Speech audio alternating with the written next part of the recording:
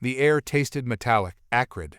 The jagged peaks of the Aethelite spacecraft pierced the overcast sky, casting long, ominous shadows across the ravaged landscape. Below, a battlefield sprawled across the horizon, a scorched tapestry of twisted metal and charred earth. The stench of death hung heavy in the air, a suffocating testament to the human capacity for violence. Aella, young and eager, stared out the observation window, her eyes wide with a mixture of repulsion and morbid fascination. This was Earth, the cradle of humanity, the species destined for conquest by the Aethelite Empire. She had trained tirelessly for this moment, dreaming of glory and valor on the battlefield. But the reality was far more horrifying than anything she could have imagined. "They are primitive," she muttered, her voice laced with disgust. "Their weapons, their tactics, it's all so chaotic, so barbaric." Beside her, Brion, the seasoned general, scoffed. He was a veteran of countless campaigns, a man who had seen countless civilizations rise and fall. To him, humanity was just another stepping stone on the path of Aethelite domination. "They are weak," he stated plainly. "Their technology is rudimentary, their strategies haphazard. We are superior in every way. This conquest will be swift and decisive." Aella frowned, her gaze lingering on the battlefield below. She couldn't shake the unsettling feeling that there was something more to the human species than their savagery. Their weapons were crude, yes, but their fighting spirit, the ferocity with which they defended their crumbling cities, seemed to surpass any logical explanation. "But their resilience?" Aella pressed, struggling to articulate her growing unease. "They fight with an almost desperate fervor, even when they are clearly outmatched." Brion chuckled, a dismissive sound that grated on Aella's nerves. "Desperation is the sign of a dying breed," he said, his voice flat and emotionless. "They are fighting for a lost cause, clinging to a fading flame. Their extinction is inevitable." Aella's jaw tightened. She knew Brion was right, logically, but something within her whispered otherwise, a flicker of doubt sparked by the sheer intensity of the human conflict. As the Aethelite ship descended towards a nearby city, Aella watched with a growing sense of unease. The city was a hollow shell of its former self, its buildings scarred and crumbling, its streets littered with the debris of war. Yet, even in this desolation, she saw glimmers of human spirit. A young boy, orphaned and alone, scavenging for food amidst the rubble. A group of soldiers, their faces grimed with soot and exhaustion, tending to their wounded comrades. These acts of compassion, of kindness, contradicted the relentless narrative of human savagery that the Aethelite leadership had ingrained in her. "How can they be so cruel, yet so caring?" Aella whispered, her words a reflection of her internal struggle. Brion, oblivious to her internal turmoil, remained focused on the impending conquest. "We are to observe, learn, and prepare," he stated, his voice sharp and authoritative. "This is not a battlefield, but a laboratory. Our victory is assured, but we must understand our enemy fully to ensure a swift and painless subjugation." Aella nodded, her mind racing. This conquest, she realized, would be far more complex than anyone could have anticipated. The humans, despite their brutality, held a strange and unnerving quality, a resilience that defied easy categorization. The Aethelite spaceship landed with a shuddering impact, marking the beginning of a journey that would forever alter the fate of both species. For Aella, it would be a journey of revelation, a questioning of her beliefs and a confrontation with the true face of humanity. But for the humans, it signaled a terrifying reality. They were no longer alone in the vastness of space, and their conquerors were not the heroes they had expected. They were about to discover that the Aethelite Empire had a secret weapon, a weapon that would not only crush their defenses, but also threaten the very essence of their being. They were about to discover what it meant to face a foe who believed their own propaganda.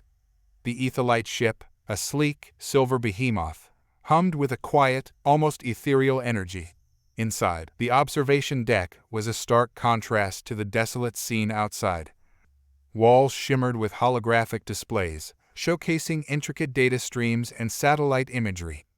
Aella, still shaken by the sight of the battlefield, adjusted the holographic projections, focusing on a sprawling urban landscape.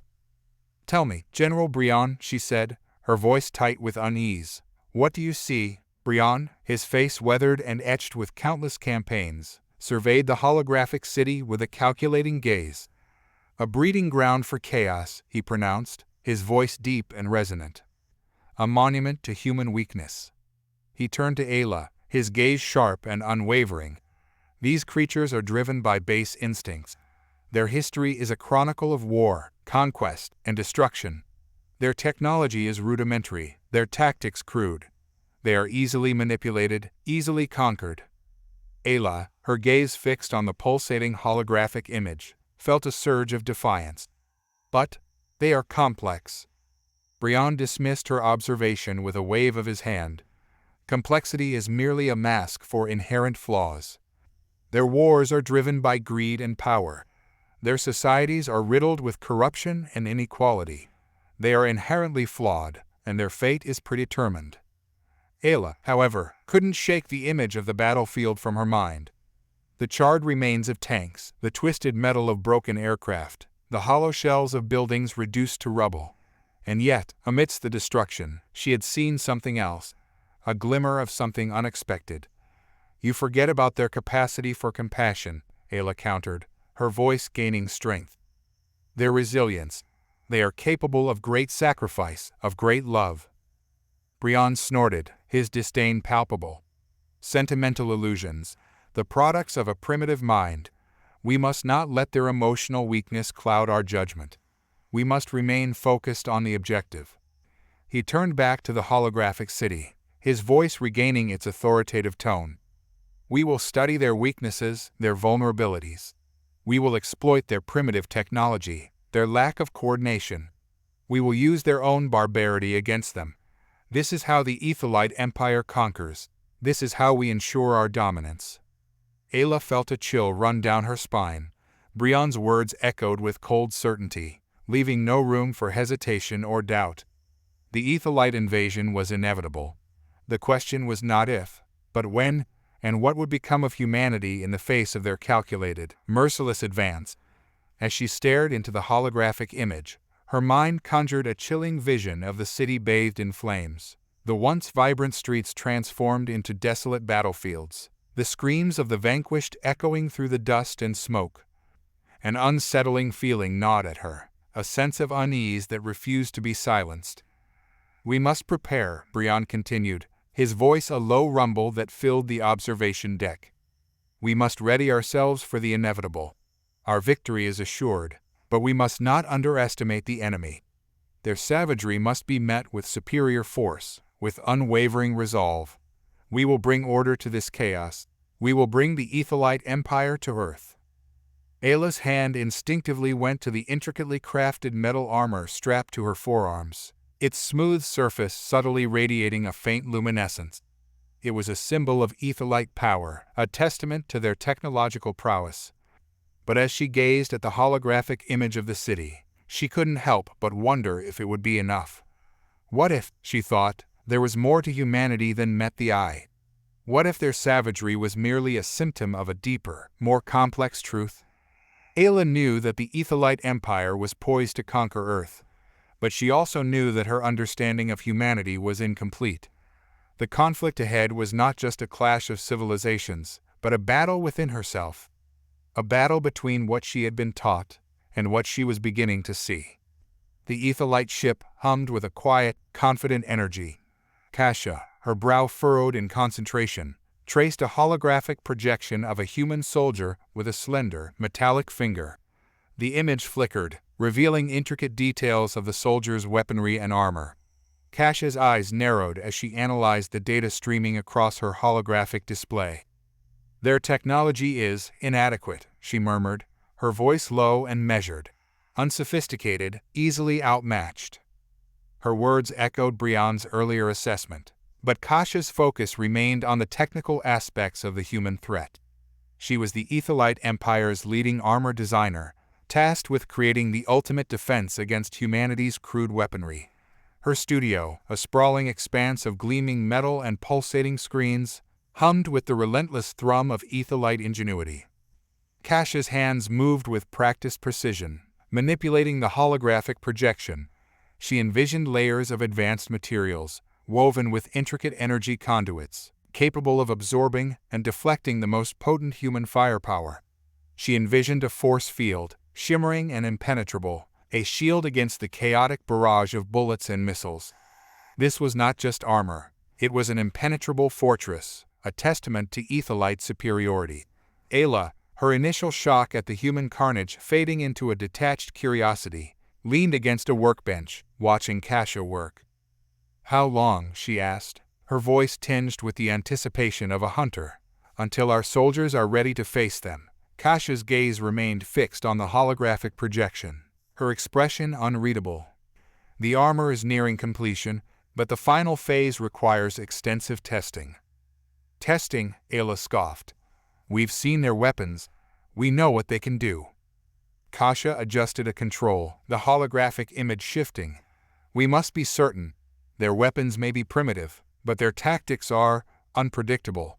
We've seen evidence of ingenuity, a willingness to adapt." Aella frowned, her initial pride in Aethelite superiority faltering slightly. "Are you suggesting we underestimate them? They are nothing but savages, clinging to the last vestiges of a dying civilization." Cassia's gaze finally met Aella's, her eyes reflecting a flicker of something more complex than just technical mastery. "Savages, perhaps, but adaptable. They are creatures of chaos, capable of surprising acts of both brutality and compassion." Aella scoffed, but a seed of doubt had been planted. "The armor will be ready soon," Cassia declared, her voice regaining its authoritative tone. "And when our soldiers are clad in its embrace, they will be invincible. This is not a conquest, Aella. It is a necessary act of cleansing, of ushering in an era of order and prosperity."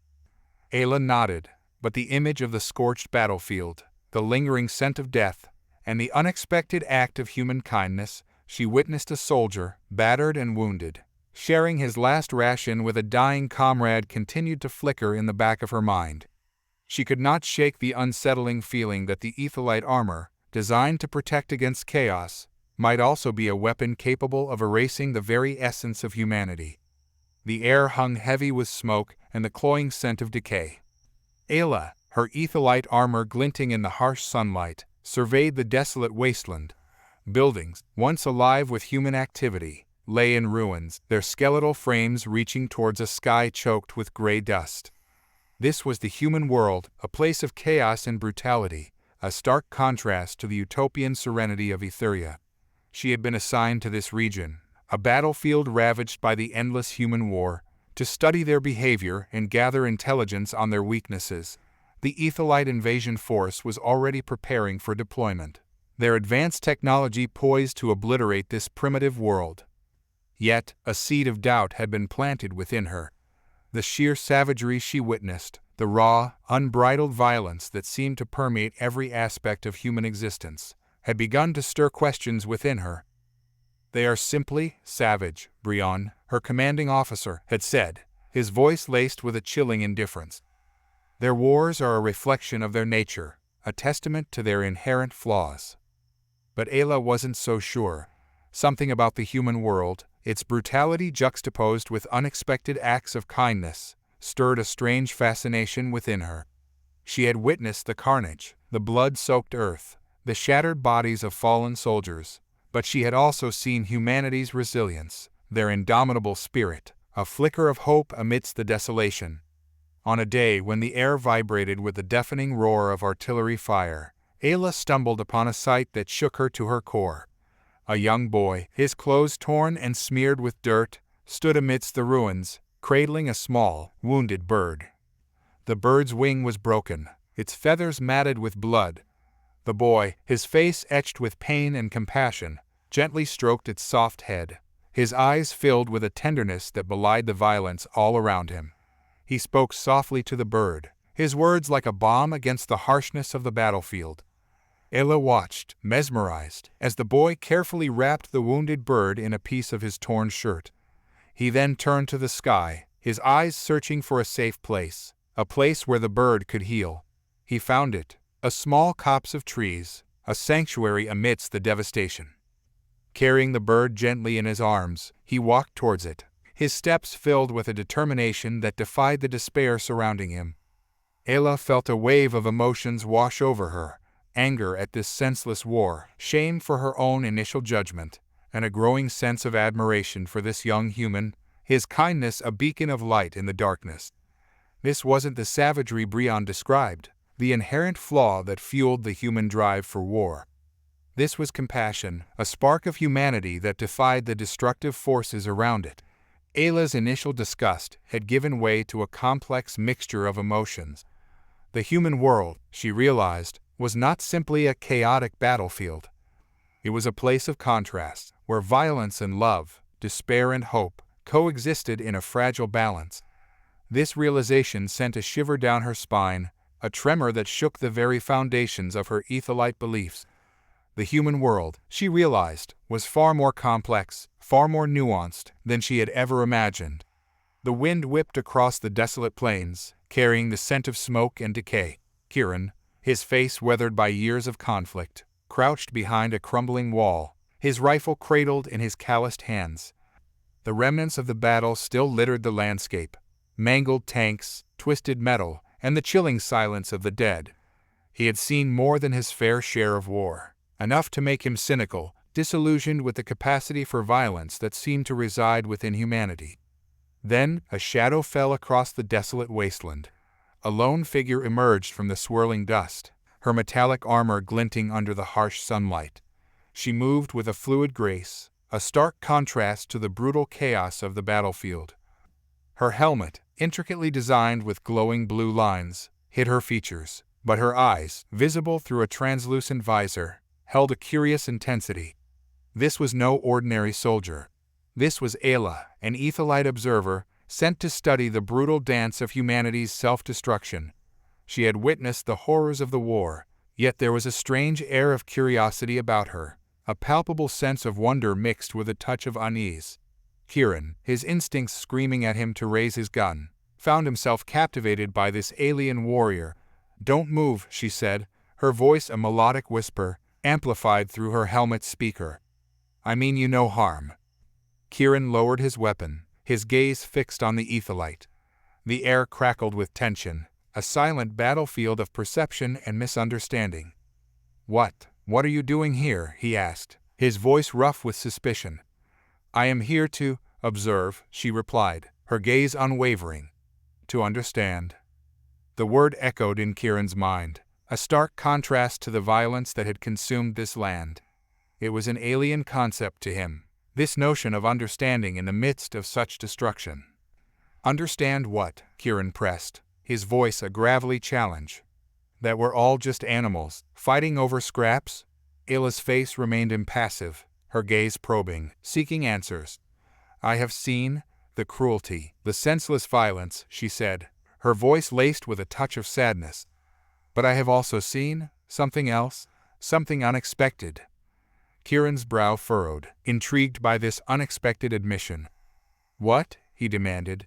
"Acts of kindness, in the face of despair," she said, her voice soft but resolute. "Sacrifices made, not for conquest, but for compassion. These things, they challenge my understanding. They are an enigma." Kieran stared at her, a flicker of curiosity replacing the hardened cynicism in his eyes. He had witnessed more than his fair share of horrors, but this Aethelite, with her advanced technology and her inquisitive gaze, offered a glimpse of a different perspective, a different way of seeing the world. "Tell me," he said, his voice softer than before, "what is it like to see the world from your perspective?" Aella's gaze lingered on Kieran, a flicker of something akin to respect in her eyes. "It is complex," she said, her voice laced with a hint of melancholy. "More complex than I ever imagined." Thus began a conversation, a tentative bridge between two worlds, two species, separated by oceans of misunderstanding and prejudice. The wasteland around them remained a stark reminder of the savagery of humanity, but in the fleeting encounter between Kieran and Aella, a glimmer of hope emerged, a fragile seed of understanding planted amidst the ashes of war. Kieran crouched behind a crumbling wall, the wind whipping at his tattered cloak. The battlefield, once a vibrant tapestry of verdant fields, was now a desolate wasteland of smoking craters and twisted metal. He had been here for weeks, scavenging for scraps and clinging to the remnants of sanity. His experiences in this war had shattered his faith in humanity, leaving him with a cold, cynical outlook. But a flicker of hope had rekindled inside him, sparked by a strange encounter with a being unlike any he had ever seen. Her name was Aella, and she was different. She was from another world, another civilization, a civilization that was preparing to conquer Earth. Kieran had watched her from a distance, bewildered by her strange attire and the glowing orbs that illuminated her face. She seemed to hold a mixture of awe and horror as she surveyed the battlefield, and although she spoke in a language he couldn't understand, her expressions were strangely familiar. He had seen that same flicker of fear, that same pang of regret, in the eyes of his fellow soldiers, men broken by the brutality of war. It was a shared human experience, a testament to the fact that beneath the violence, there was still a glimmer of humanity within them. Aella had reached out to him, her gaze piercing through his defenses. She had spoken of a world beyond his comprehension, a place of advanced technology and unimaginable power. He had listened, his mind wrestling with the implications of her words, feeling a knot of anxiety tighten in his chest. Now, in the eerie silence of the abandoned battlefield, he could still feel her presence, a whisper of something powerful and unsettling. He reached into his pocket and pulled out a small, metallic object, smooth and polished, etched with intricate symbols that he couldn't decipher. It was a gift from Aella, a token of their strange, unspoken bond. He held it tight, feeling a surge of conflicting emotions, fear, curiosity, and a desperate hope that he was not alone in this struggle. Suddenly, the silence was shattered. A low, guttural voice echoed through the ruined city, a sound that sent chills down Kieran's spine. "We know you are here, human. We have watched you. We have studied you.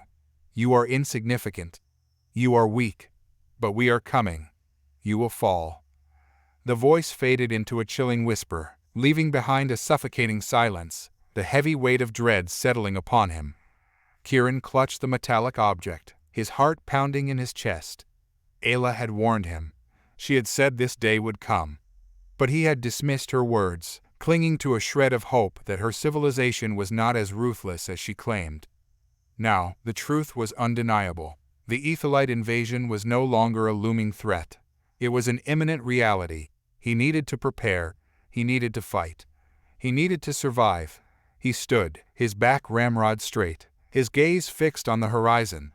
A new fire burned within him, a fierce resolve to defend his world, to resist the approaching storm. This was not the end, he thought, his voice a low growl in the wind. This was only the beginning. The observation chamber was silent, a tense tableau of Aethelite observers staring out at the scene unfolding below. Aella, her gaze fixed upon a village nestled amidst the rolling hills, felt a knot of unease tighten within her. The village, once vibrant and bustling, was now a ghost of its former self, its buildings scarred and smoke-stained. "They are like a plague," Brion stated, his voice devoid of emotion. "They consume everything in their path, leaving only destruction." He gestured towards the screen that displayed a map of the human conflict, pinpointing locations where Aethelite observers were deployed. "They are all the same," Brion continued, his gaze sweeping across the faces of his team. "Driven by greed, lust for power, and an insatiable thirst for destruction." Aella, however, couldn't help but feel a flicker of doubt. "They are not all the same," she countered, the conviction in her voice surprising even her.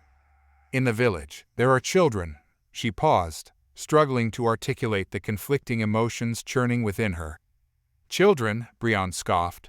"What relevance do children have in this?" Aella struggled for words. She had witnessed a scene that day, a moment of extraordinary compassion amidst the senseless violence. A young human woman, her clothing tattered and her face streaked with grime, cradled a small child in her arms. The child, thin and pale, lay listlessly, its eyes closed. Despite being surrounded by the aftermath of war, the woman's face was etched with a tenderness that Aella had never seen before. "She was singing to him," Aella finally whispered. "A lullaby, a song of hope. Even in the face of despair, she held on to something beautiful." Brion sneered. Sentimental nonsense. You are letting your emotions cloud your judgment. This is war. There is no beauty in war. But she was not fighting, Aella argued, the conviction in her voice growing. She was nurturing, caring for something fragile, innocent, something that transcends the chaos. Brion's eyes narrowed. He had never seen this side of Aella before, this vulnerability, this unsettling empathy for the creatures they were destined to conquer. Your empathy is misplaced, Brion stated, his voice hardening. You must focus on the task at hand. We are here to study, to prepare for the inevitable. Cassia, perched silently at her console, observing data feeds from the battlefield, nodded in agreement. Brion is right. Humanity is a threat that must be eradicated. We have a duty to protect our civilization from their destructive tendencies. Aella felt a surge of frustration. But what if we are wrong? She challenged. What if our assumptions are based on incomplete observations? What if we are about to commit a terrible mistake? Cassia's gaze met hers, her expression a mixture of curiosity and concern. You are questioning the established order, Aella. This is dangerous. It could jeopardize the mission. Brion, his patience wearing thin, rose from his chair. This discussion is over. We have been tasked with understanding humanity, analyzing their weaknesses, and devising a strategy for their defeat. We will not be swayed by your misplaced sentimentality. Aella, her resolve hardening, stood her ground. I refuse to participate in this charade, she stated, her voice unwavering. I will not be a part of something so barbaric. I will not turn a blind eye to the human potential for something more. Brion's face hardened.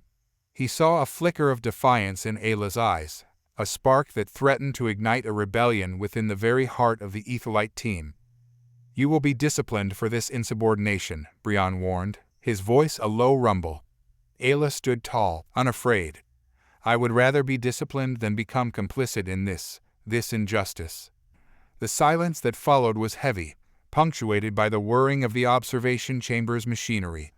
For the first time, a seed of doubt had been planted within the ranks of the Aethelite observers, and it was growing. The Aethelite city of Solara hummed with a vibrant energy, a stark contrast to the desolate battlefield that Aella had witnessed. Here, technology intertwined seamlessly with nature, creating a symphony of light, sound, and movement. Yet, for Cassia, Solara's brilliance seemed to amplify the darkness gnawing at her heart. Her workshop, a haven of intricate machinery and pulsating energy fields, had become a refuge from the mounting pressure.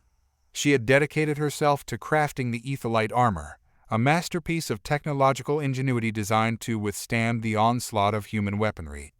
But as she meticulously assembled each intricate component, her mind was far from her work. The memories of the battlefield, of the raw, unbridled chaos, haunted her. It is nothing, she muttered, her voice barely a whisper, as she adjusted a delicate energy conductor. Simply a necessary measure, a strategic necessity. Human technology is nothing compared to ours. The words were meant to be a mantra, a reassurance, but they held little power against the growing unease within her. The Aethelite observers were supposed to be impartial, objective, gathering information to ensure a swift and decisive conquest. But the images of humanity's fragility, their desperate acts of kindness amidst the violence, had chipped away at her certainty. For weeks, she had avoided Brion and Aella, their differing perspectives on humanity fueling an uncomfortable tension within the team.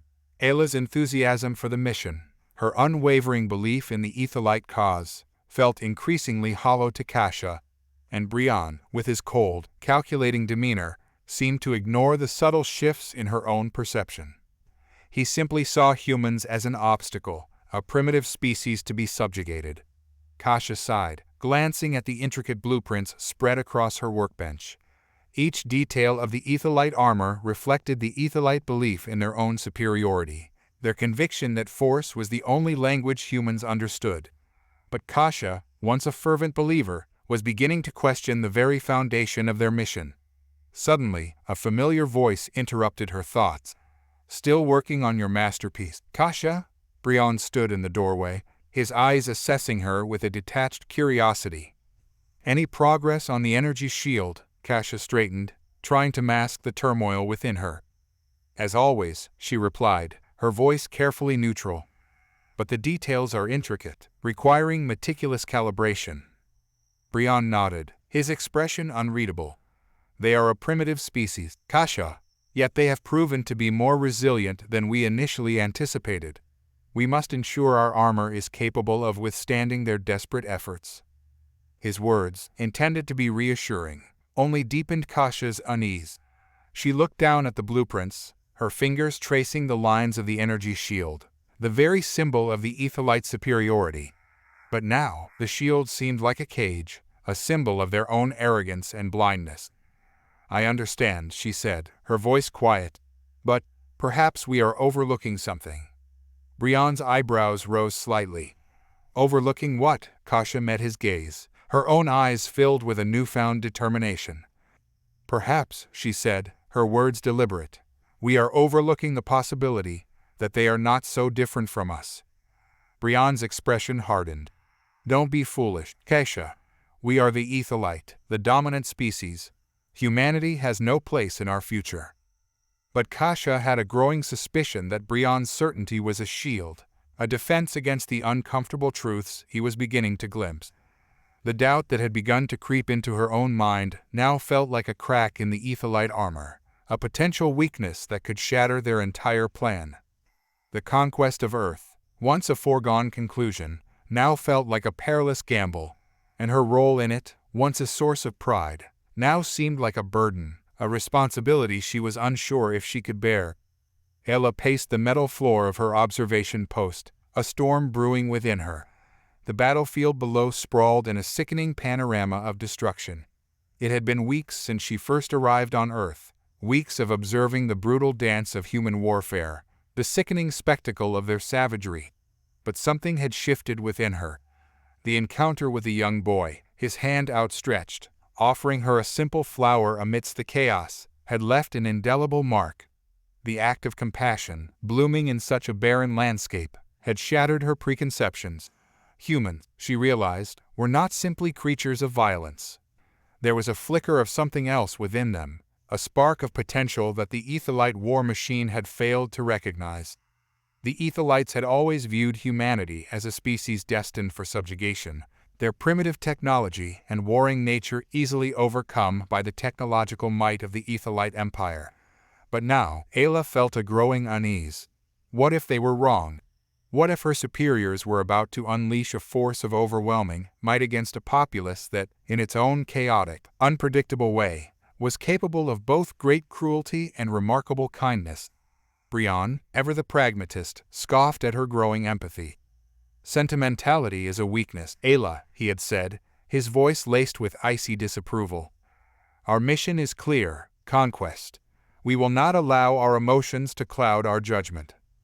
Cassia, the brilliant scientist responsible for designing the Aethelites' advanced armor, shared Brion's conviction in the mission, though she wasn't as dismissive of Aella's doubts. The Aethelites' armor, designed to pierce through any human defense, was a testament to their technological superiority. The gleaming metal, honed to a razor's edge, possessed a cold, almost inhuman beauty, a reminder of the immense power they wielded. But Cassia, a woman of logic and reason, also felt a growing unease. The armor, the very instrument of conquest, was a symbol of their misunderstanding of humanity. She couldn't shake the feeling that they were about to make a grave mistake.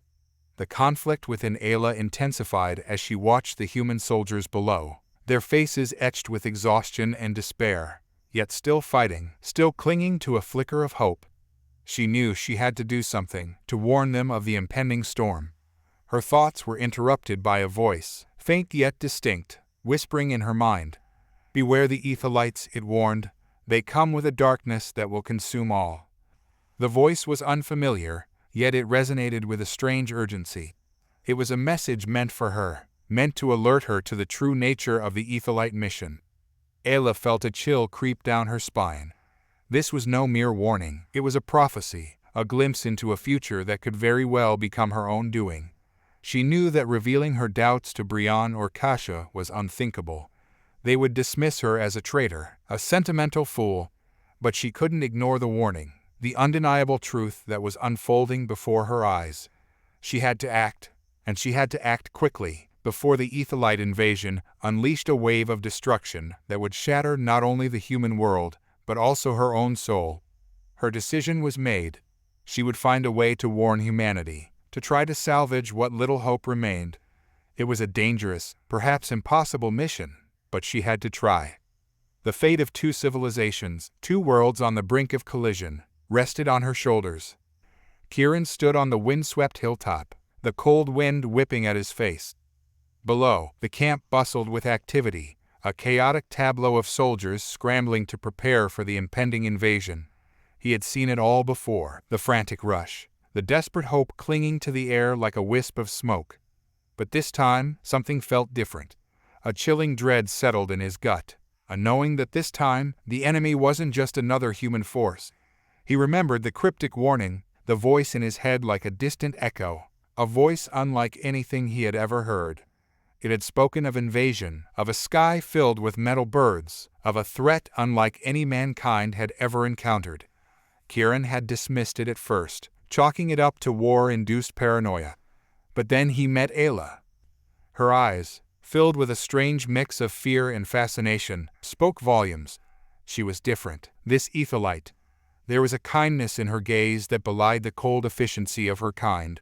She had spoken of a world beyond, a civilization that viewed humans with a mixture of contempt and curiosity, and though he didn't fully understand it, he knew, deep down, that she was telling the truth. A shadow fell over him, blocking the setting sun. He turned to see General Phelan, a grizzled veteran with eyes that reflected the horrors of 1,000 battles. "What troubles you, Kieran?" Phelan asked, his voice raspy with age. "Something's coming, General," Kieran replied, his voice low. "Something we're not prepared for." Phelan scoffed, his face hardening. "Don't let the whispers of warmongers frighten you, Kieran.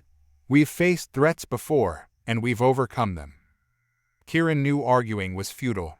Phelan, like most, was still convinced this was another human war, another struggle for power. He didn't understand the true nature of the threat they faced. Suddenly, a flare erupted in the sky, a crimson burst against the darkening canvas. The camp erupted in a cacophony of shouts and alarms. "They've arrived," Phelan said, his voice now laced with urgency. Kieran gripped his rifle, its cold metal a familiar comfort in his hand. He glanced back at the distant horizon, where the sky shimmered with the approaching alien fleet, a swarm of steel and fire against the twilight. His heart pounded in his chest, a drumbeat of fear and defiance. He scanned the faces around him, the soldiers, the civilians, the fear etched on their faces mirroring his own. But behind the fear, he saw something else, a flicker of defiance, a spark of resistance. This was humanity, he thought. We fight, even when we know we shouldn't. He raised his head, his gaze meeting the fiery spectacle in the sky. The battle was about to begin, and humanity, for all its flaws, for all its savagery, would fight back. He muttered a prayer under his breath, a prayer for strength, a prayer for survival, a prayer that this time, somehow, humanity would find a way. The Aethelite fleet descended upon Earth like a swarm of metallic locusts. Their sleek, obsidian ships, each one a monument to Aethelite engineering, filled the sky, blotting out the sun. Below, the surface of the planet throbbed with the frantic pulse of human activity. Cities, once bustling with life, stood petrified, their lights flickering like dying embers. The air hummed with a low, ominous drone, a symphony of approaching destruction. Aella watched from the bridge of the flagship, her heart pounding against her ribs. The scene before her was a chilling spectacle, a stark contrast to the pristine utopia of Etheria. But beneath the horror, she felt a flicker of something else, a strange, unsettling sense of anticipation. She had trained for this, prepared for the glory of battle, but the sight of Earth, so vulnerable under the shadow of the fleet, chilled her to the bone. Brion, ever the pragmatist, stood beside her, his face impassive. "The humans are like ants," he said, his voice a low rumble. "They scurry and fret, but they are easily crushed." "That's not entirely true," Aella replied, her voice barely a whisper. She remembered the children she had encountered in the human city, their faces filled with fear, but also a strange resilience. They had shown her compassion, a flicker of humanity in the midst of the darkness, something she had never expected to find in this savage world. Brion scoffed, his gaze fixed on the sprawling battlefield below. "We are not here to play games, Aella. This is a conquest, not a social experiment. Humans are nothing but a threat to the Aethelite way. Their primitive technology, their chaotic nature, they are a stain on the galaxy." Aella knew better than to argue with Brion. His mind was set in stone, but his words only amplified her growing unease. She had seen too much, experienced too much, to accept his judgment without question. The humans were not just a threat. They were a complex, contradictory species, capable of both great cruelty and great kindness. The first salvos erupted, shattering the silence. Energy blasts ripped through the clouds, leaving fiery trails in their wake. The Aethelite weapons, advanced and precise, struck with deadly efficiency. Below, cities crumbled, forests ignited, and the air filled with the agonizing screams of the dying. Aella watched, her stomach churning. The sight was horrific, yet it was also mesmerizing. The raw power of the Aethelite weapons, the sheer scale of the conflict, it was a spectacle that dwarfed anything she had ever witnessed. But she couldn't ignore the underlying truth. This was not just a battle, it was a massacre.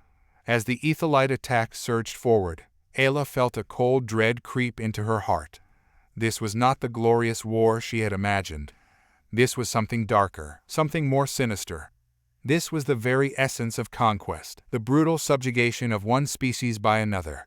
And she, Aella, was a part of it. The weight of that realization pressed down on her, a heavy, suffocating burden. She looked across the battlefield, her gaze searching for something, anything, to offer her hope. But the only answer she found was the cold, harsh reality of war. The first salvo had been fired, and there was no turning back. The air crackled with static, the smell of ozone heavy in the air. Aella, clad in her shimmering Aethelite battle armor, stared out across the carnage. The battlefield, once a sprawling forest, now resembled a burnt and twisted wasteland, the echoes of the battle still ringing in the silence. In the distance, human soldiers, their faces etched with exhaustion and despair, retreated in disarray. The Aethelite advance, with its advanced technology and relentless assault, had overwhelmed their defenses. Aella, despite the victory, felt a coldness spreading through her. The human soldiers, their faces pale and drawn, were more than just targets. They were individuals, families, fathers, mothers, sons, and daughters. Their desperation, their pain, was a stark reminder of the cost of war. It resonated with a part of her she had tried to suppress, a part that questioned the Aethelite dogma. "They are relentless," Brion's voice boomed, breaking through her thoughts. A testament to their tenacity, but ultimately futile. His eyes, hardened by countless battles, surveyed the battlefield with cold detachment.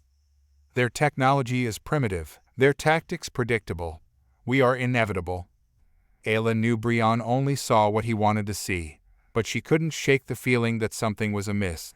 She'd witnessed it in the battlefield's shadows, in the acts of sacrifice, in the quiet moments of humanity that defied their reputation for barbarity. Their ferocity in defense of their land, their unwavering loyalty to each other, told a story that the Aethelite reports had failed to capture. A tremor shook the ground, a rumble that grew into a deafening roar as a massive Aethelite warship descended from the sky.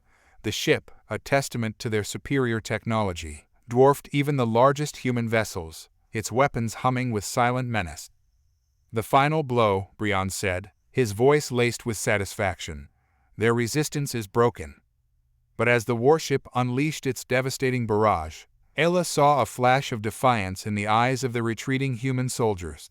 Their bodies, battered and bruised, still held an ember of resistance, a spark of resilience that refused to be extinguished. The sight struck a chord within her, an echo of the human spirit she had witnessed in the depths of the war-torn region. "Brion," Aella said, her voice trembling, I think we may have underestimated them." Brion turned, his gaze sharp and skeptical. "Underestimated?" he scoffed. "Aella, you are letting sentiment cloud your judgment. They are no match for our power. Their defeat is inevitable." But Aella knew deep down that the battle was far from over. The human spirit, she realized, was a force to be reckoned with. It was a force that continued to burn, even amidst the ashes of their world. And it was a force that she had underestimated at her own peril. The Aethelite invasion fleet loomed over the horizon, a vast and menacing collection of warships that dwarfed even the largest human cities. Beneath them, a tapestry of fear and uncertainty unfurled across the planet. Aella watched from the command bridge, her heart heavy with a burden she never expected to bear. Aella's warning had reached the leaders of various human nations. Their initial reaction was disbelief. The idea of a technologically superior force poised to conquer them seemed almost preposterous. But the evidence was undeniable. The Aethelite fleet, too vast to be dismissed as a rogue force, hung like a sword of Damocles over the planet, its silent menace a stark reminder of the impending doom. Yet, the warning arrived too late. The human leaders, mired in their own internal conflicts and unprepared for such a threat, were unable to unite in a cohesive defense.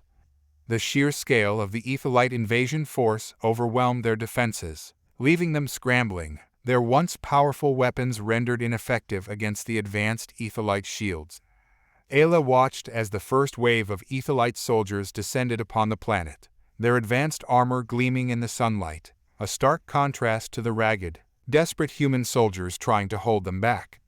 A sense of futility washed over her. She had warned them, but her efforts seemed to have only intensified the coming storm. Meanwhile, Brion stood on the bridge, his face grim, his eyes focused on the carnage unfolding below. The invasion was proceeding precisely as he had planned. Human resistance, while chaotic and desperate, was crumbling under the weight of Aethelite power.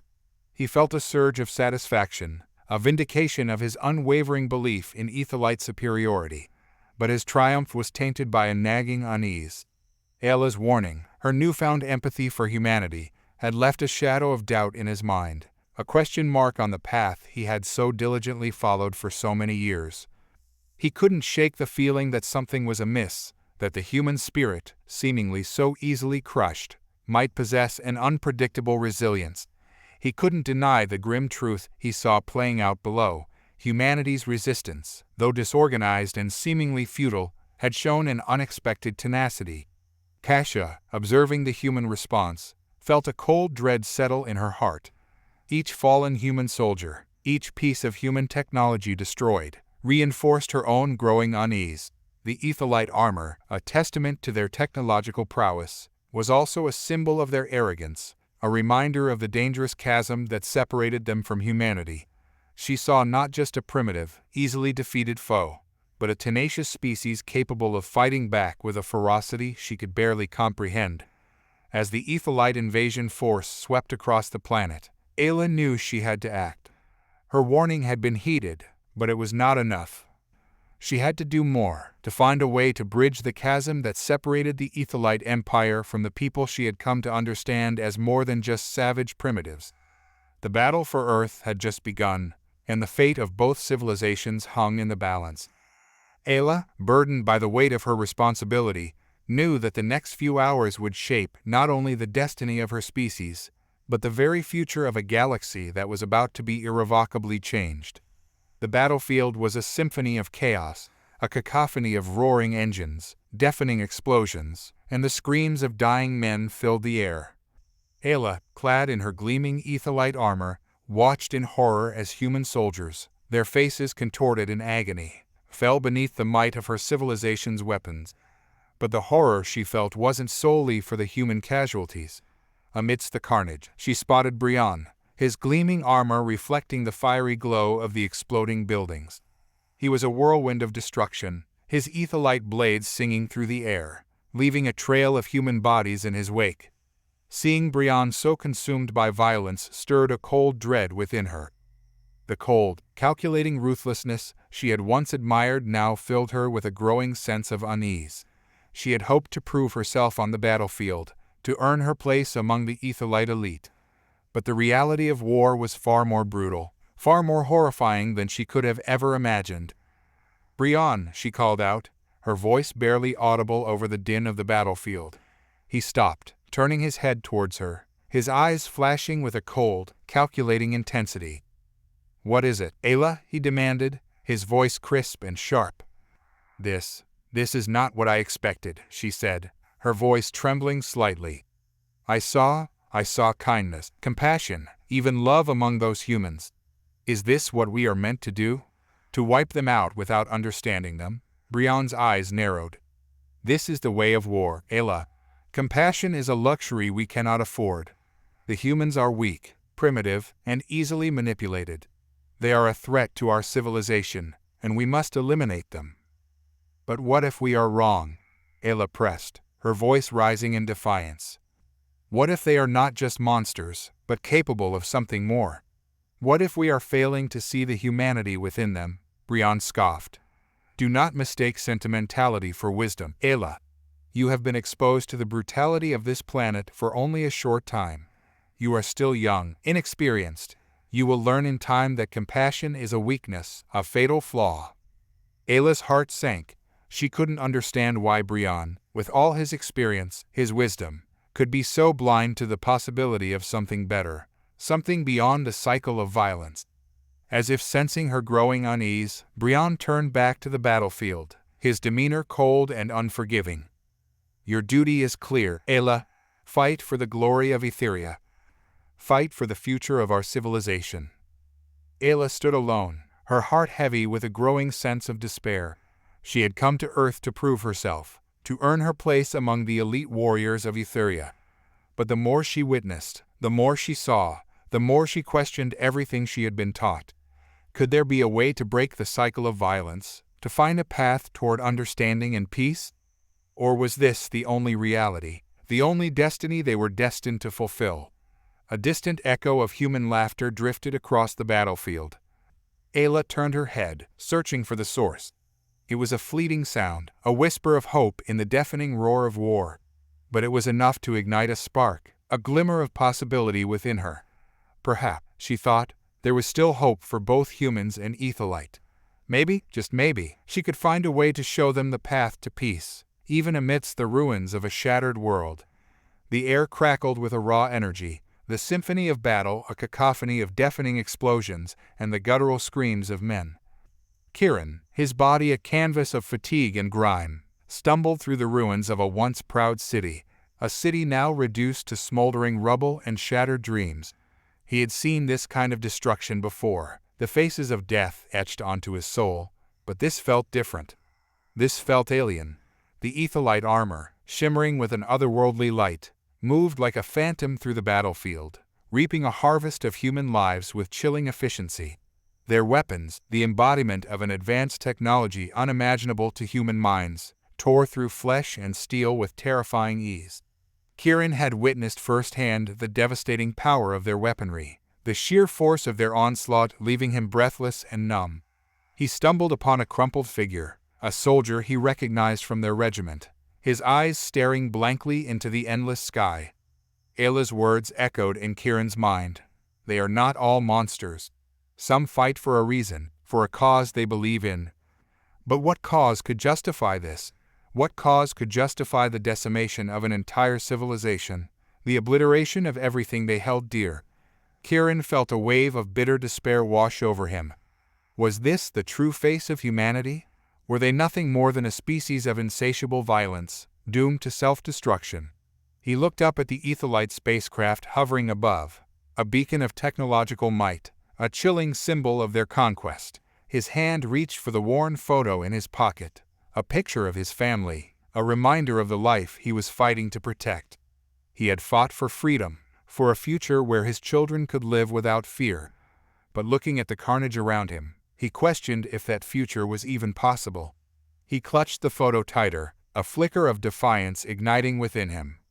He had seen the Aethelite armor, the terrifying power it wielded, but he had also seen the resilience of his comrades, the unwavering courage in their eyes as they fought against impossible odds. This war, he knew, was not just about protecting his home, it was about protecting humanity's right to choose its own destiny.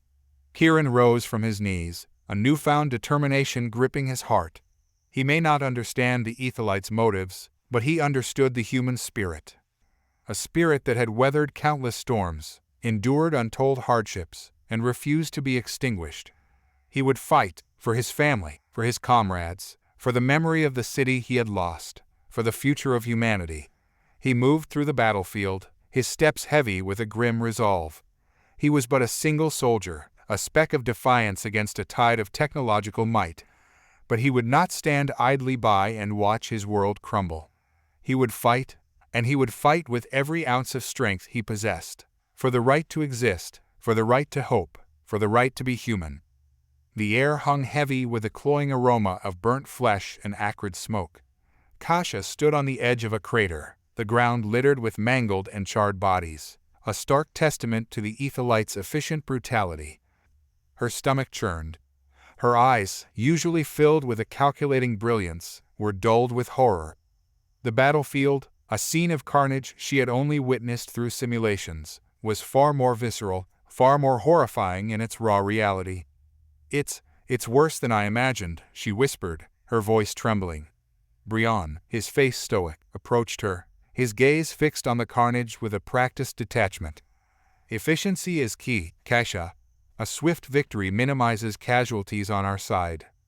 "Casualties," Cassia recoiled, her voice sharp. "These are not variables in an equation, Brion.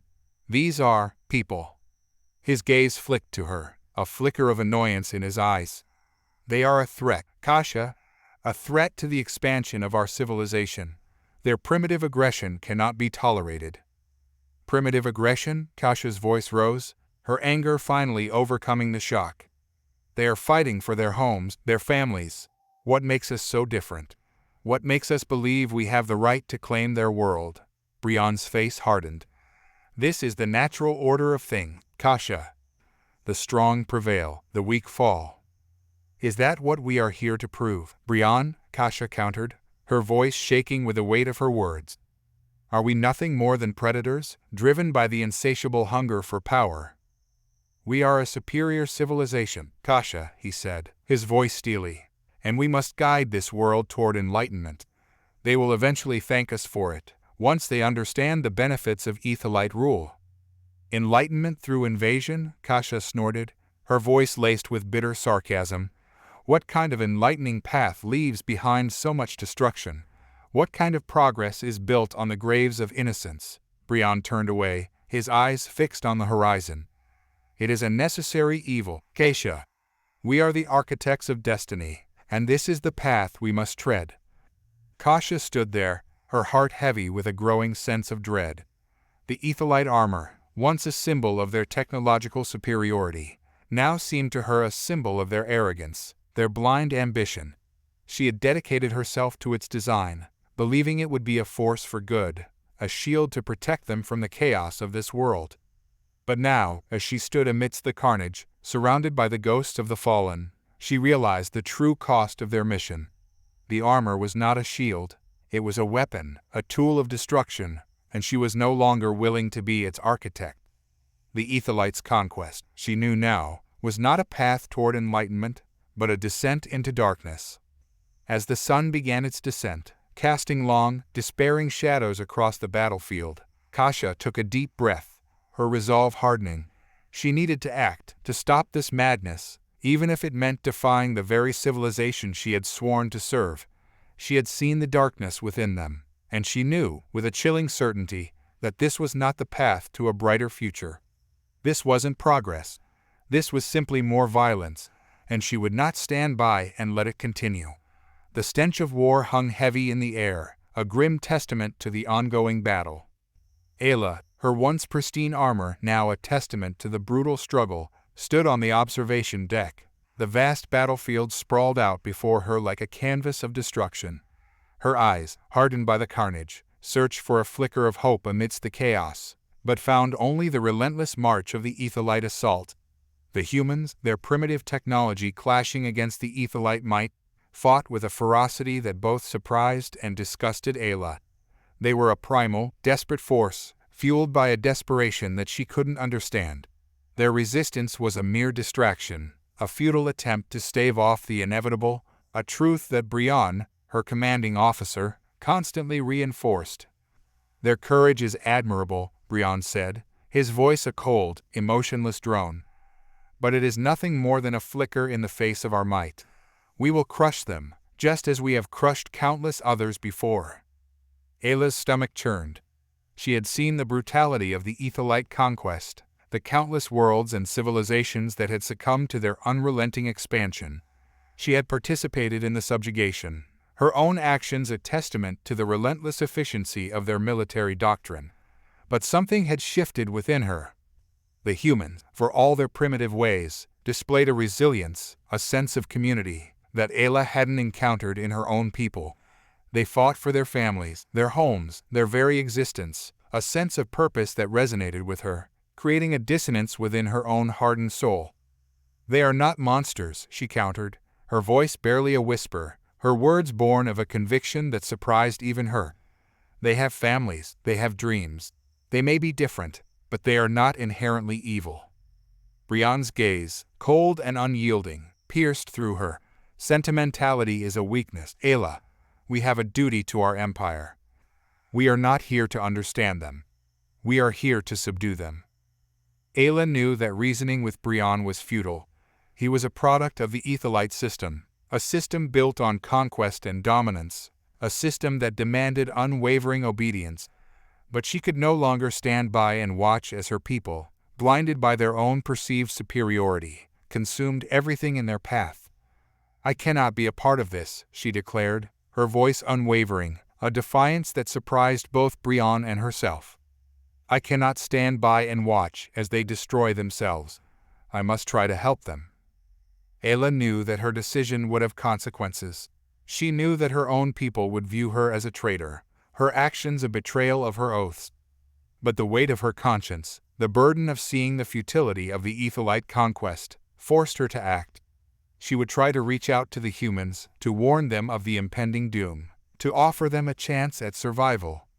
It was a long shot, a desperate gamble, but one she was willing to take, even if it meant standing against her own people, even if it meant risking everything she had ever known. As she turned away from Brion, his cold stare burning into her back, she knew that the path she had chosen would not be easy. The price of empathy, she realized, would be a heavy one. But in the face of the Aethelite machine, in the face of the relentless march of conquest, it was a price she was willing to pay. She would find her own path, a path that might lead her out of the darkness, a path that might offer a glimmer of hope, however dim it may be, for both her people and those she sought to save. The air hung thick with the acrid tang of burning flesh and metal, a stench that clung to Kieran's throat like a physical weight. His face, streaked with grime and sweat, was a mask of iron determination. He crouched behind a crumbling wall, the relentless thunder of Aethelite weaponry shaking the very foundations of their world. His remaining company, a skeletal shadow of their former might, stood shoulder to shoulder, their backs pressed against the crumbling edges of civilization. The Aethelians were tightening their noose, their cold, alien power a relentless tide threatening to swallow them whole. The sky, a canvas of endless gray, mirrored the bleak reality they faced. Hope, once a flickering torch, had dwindled to a dying ember, threatened by the relentless onslaught. The whispers of invasion, once dismissed as fevered dreams, were now a suffocating truth. The enemy, a horrifying testament to the boundless potential of technology, had cast a shadow over their world, leaving fear and despair in its wake. Kieran scanned the faces of his men, their features etched with a strain of endless battles. Their bodies, scarred and battered, were testaments to their suffering. Even their eyes, hardened by countless conflicts, held a flicker of fear, a reflection of the terror that gripped them all. The Aethelite weapons were a terrifying anomaly, their silent, swift, and devastating power a nightmare incarnate. Their armor, gleaming with an alien luminescence, mocked their own crude defenses, seemingly impervious to every human assault. The air crackled with the chilling whine of the Aethelite weaponry charging their deadly energy. Kieran's heart hammered against his ribs, a primal terror flooding his veins. He knew the searing heat, the blinding light, the agonizing silence that descended upon those caught in the blast. His men, battle-hardened but wary, reacted instinctively, diving for meager cover, their bodies trembling with a mixture of terror and defiance. A nearby building vanished in a blinding flash, reduced to dust and rubble by the Aethelite blast. The air shimmered with incinerating heat, searing their skin. A choking cloud of dust billowed, obscuring their vision, a shroud of despair. Kieran, eyes stinging, coughed as he strained through the dust, his heart pounding against his ribs. He searched for his men, their silhouettes barely visible against the billowing smoke. Their faces, etched with fear, despair, raw terror, were a microcosm of their collective struggle. But beneath it all, Kieran saw a flicker of defiance, a refusal to yield. A strange, fierce resolve bloomed within him, a spark of defiance against the overwhelming odds. They were trapped, outnumbered, facing an enemy unlike anything they had ever known. But they were human. And humans, he knew with unyielding certainty, were capable of extraordinary feats. They were capable of fighting back, of defying the seemingly impossible, of clinging to hope even in the darkest nights. "We fight, brothers," he roared, his voice a raw cry cutting through the din of battle, a defiant echo in the face of annihilation. "We fight for our world, for the legacy of those we've lost. We fight for the future we must build. We fight because that's what humanity does. We fight because we will not surrender." His words, a beacon of unwavering defiance, reverberated through the dust and smoke. They would fight, not for glory, not for vengeance, but for the simple right to exist, to breathe, to live. They would fight for their humanity, for the very essence of what made them human. They would fight, and they would not falter. The line separating them from oblivion was thin, fragile, but they would hold it, fueled by the unyielding spirit that burned within their hearts. They would stand, a testament to the unbreakable line that defined their humanity. They would fight until their last breath, until their last stand. The air thrummed with the roar of 1,000 engines, a metallic symphony of war that echoed across the ravaged battlefield.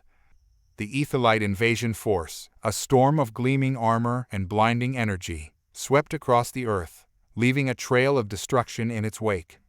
Kieran, battered and bruised, watched the onslaught from behind a crumbling wall, the ground trembling beneath his feet. For weeks, Kieran and his ragtag group of survivors had been fighting a desperate rearguard action, their meager weapons and unwavering courage a mere flicker against the Aethelite juggernaut. The Aethelite armor, as Cassia had explained, was impervious to their firepower, a terrifying testament to the technological gulf separating their two species. "They're relentless," a young soldier, barely more than a boy, whispered beside him, his voice shaking. "What can we do?" Kieran's grip tightened on his rifle. He could see the fear in the boy's eyes, a reflection of his own internal turmoil. Hope was dwindling, replaced by a rising tide of despair. But then, a flicker of movement on the horizon caught his eye. A lone figure, silhouetted against the blazing sky, was advancing towards the Aethelite vanguard, a solitary beacon of defiance amidst the chaos. It was Aella. Kieran's heart pounded in his chest. He had seen her before, a rare glimpse of empathy amidst the Aethelite ranks. He had felt a strange kinship with her, an understanding of her struggle against the rigid ideology of her people. "Look!" he shouted, pointing. "She's going to stop them." The other soldiers followed his gaze, their faces a blend of bewilderment and hope.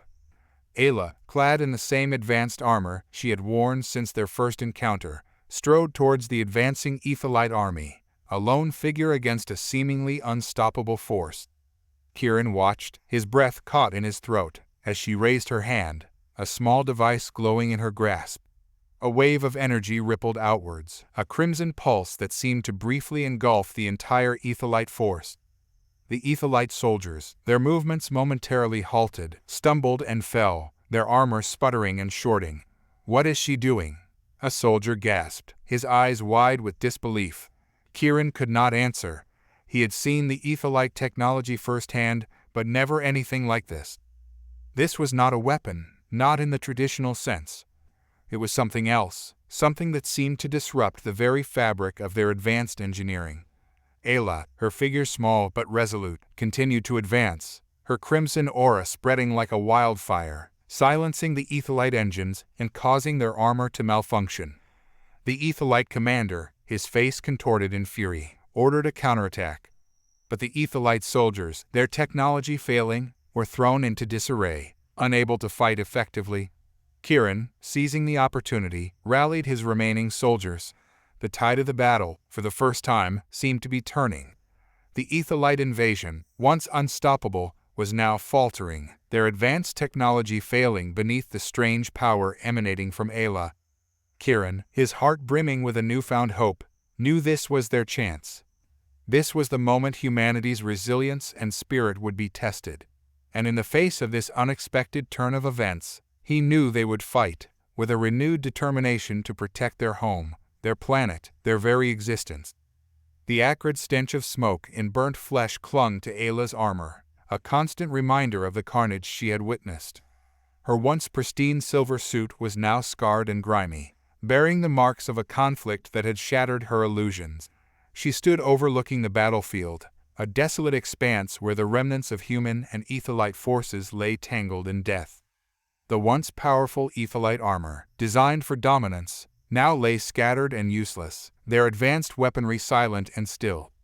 Aella's gaze drifted to the fallen Aethelite warriors, their faces contorted in a final struggle, their bodies bearing the devastating consequences of their arrogance.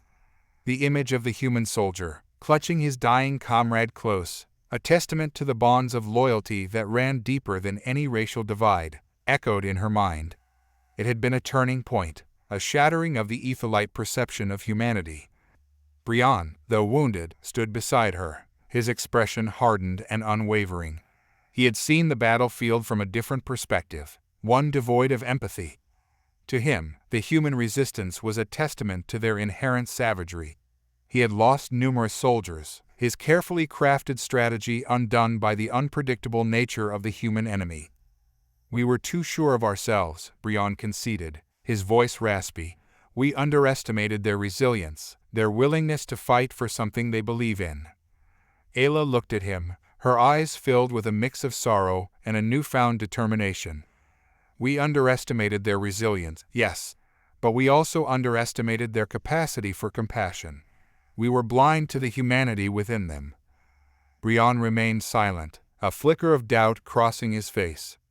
He had witnessed the destruction, the bloodshed, but he had chosen to ignore the humanity that had defied his expectations. His rigid beliefs, forged in the crucible of Aethelite dogma, now felt like a heavy weight, a barrier preventing him from fully comprehending the complex tapestry of human nature. Aella shifted her gaze to the distant horizon, a faint glimmer of hope breaking through the despair. She saw a small village in the distance, its buildings scarred but still standing. A group of humans, survivors of the conflict, were huddled together, sharing the meager food they had salvaged. A glimmer of light flickered from their makeshift fires, a beacon of resilience amidst the darkness. "It isn't over," she whispered, more to herself than to Brion. "This war, this destruction, it shouldn't be the end. There is something more, something beyond the violence." He looked at her, a curious expression on his face. Her words, seemingly simple, carried a weight that resonated deep within him. The battlefield, once a symbol of his victory, now felt like a tomb, a stark reminder of the cost of their arrogance. "More armor, more weapons," Brion said, his voice barely a whisper. "That's what we need." Aella shook her head, a silent rejection of his suggestion. There was no more fighting, no more armor, no more weapons. They needed something different, something that transcended brute force. They needed to understand, to connect, to find common ground. And perhaps, just perhaps, they could find a way to build a bridge across the shattered chasm that divided them. Aella stood on the precipice of a crater, the sun casting long shadows across the desolate landscape. A grim silence hung heavy in the air, broken only by the distant cries of scavengers picking through the wreckage. The battle had ended, a Pyrrhic victory for the Aethelite forces. The earth was a tapestry of devastation, a testament to the cost of their conquest. She looked down at the battlefield, at the twisted remains of Aethelite armor, once symbols of technological superiority, now inert and broken. Her gaze lingered on the mangled corpses of humans, their faces frozen in expressions of pain and defiance. A wave of nausea washed over her, a bitter echo of the horrors she had witnessed. "They were not so different," she whispered, her voice hoarse with the weight of her newfound understanding. The strength of her initial conviction, the certainty of human barbarity, had crumbled under the weight of the truth. Yes, He had seen acts of courage, of sacrifice, of love even in the midst of the carnage. She had seen Kieran, his face etched with grief, but his eyes burning with a relentless resolve. A shadow fell across her. Brion stood beside her, his expression unreadable. He surveyed the battlefield with a detached curiosity, his gaze cold and analytical. "You've changed," he said, his voice a low rumble. Aella looked at him, her eyes filled with a mixture of guilt and defiance. I have seen things," she managed, the words heavy on her tongue. They are not the monsters we thought they were." Brion snorted. "You let sentimentality cloud your judgment. Human nature is inherently flawed. They are violent, chaotic, and their technology is nothing compared to ours." "We were wrong," Aella countered, her voice rising. "We were blinded by our arrogance. We assumed they were weak, but they fought with a ferocity we did not expect. They died defending their homes, their families, their beliefs." Brion turned away, his gaze fixed on the horizon. "The war is over. The cost has been paid. We have achieved our objective. Let us not dwell on these distractions." Aella reached out, her hand trembling. "But what now? What happens to the survivors? What happens to the future?" Brion's answer was a cold, dismissive wave of his hand. "That is not our concern. Our mission was to conquer, and we have done so. Now, let us return to Etheria and prepare for the next conquest." Aella stood there, her heart heavy with a growing sense of unease. She had come to Earth seeking glory, but all she had found was the bitter taste of loss and the chilling realization of their shared humanity. The victory felt hollow, tainted by the blood of both sides. As she turned to leave, a faint glimmer caught her eye. It was Kieran, standing amidst the wreckage, his eyes searching the battlefield. Their eyes met across the distance, a silent exchange of grief, of shared loss, of a burgeoning understanding. And in that moment, Aella felt a spark of hope, a fragile ember of possibility burning in the ashes of their shared conflict. Perhaps, despite everything, there was still a chance for something more. Perhaps there could be a future where Aethelite and human could learn to coexist. But for now, all she could see was the wreckage, a stark reminder of the devastating cost of their misunderstanding. And as she walked away, Aella couldn't shake the feeling that, while the battle might be over, the true fight had only just begun. The aftermath of the battle was a desolate tableau of destruction. The once vibrant landscapes, now scarred with craters and mangled remnants of human and Aethelite technology, mirrored the shattered hearts and minds of the survivors. Aella, her initial confidence shaken, stood amid the ruins, the weight of her actions bearing down on her soul. The sight of human and Aethelite bodies intertwined in death, a chilling testament to the senseless violence that had unfolded, stirred a profound unease within her. Kieran, weary and battered, his body a canvas of battle wounds, found himself drawn to Aella amidst the chaos. He had seen her on the battlefield, a beacon amidst the storm, her pleas for peace echoing through the roar of conflict. He knew, deep down, that she was different from the other Aethelite warriors. She was a woman wrestling with the same demons of doubt and despair that gnawed at his own heart. "They called us savages," Kieran rasped, his voice hoarse from the smoke and dust of battle. "They called us barbarians. But what are they?" He gestured towards the battlefield, his gaze unyielding. "What is this? What kind of civilization leaves this in its wake?" Aella, her eyes filled with sorrow, lowered her gaze. We were wrong." Her voice trembled. "We judged you without understanding. You are not the monsters we believed you to be." Kieran stared at her, a flicker of hope igniting in his weary eyes. He had witnessed the brutality of human war firsthand, yet he had never doubted the inherent good within his fellow humans. He saw that same light, that same potential for compassion in Aella's soul. Cassia, her heart heavy with grief and regret, approached them, her face pale and drawn. She had seen the devastation firsthand, the carnage that her own invention had wrought.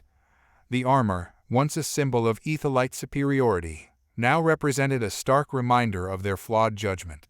"We must find a way to bridge the chasm between our species," she whispered, her voice broken. "For the sake of those who have perished, for the sake of those who remain." Kieran met her gaze, a wave of relief washing over him. This was a woman who understood, who recognized the depth of their shared sorrow, the burden of their shared mistakes. "We have to try," he agreed, a newfound determination hardening his weary features. "We are all victims of this conflict, both Aethelite and human. We have to find a way to move forward, to heal and rebuild."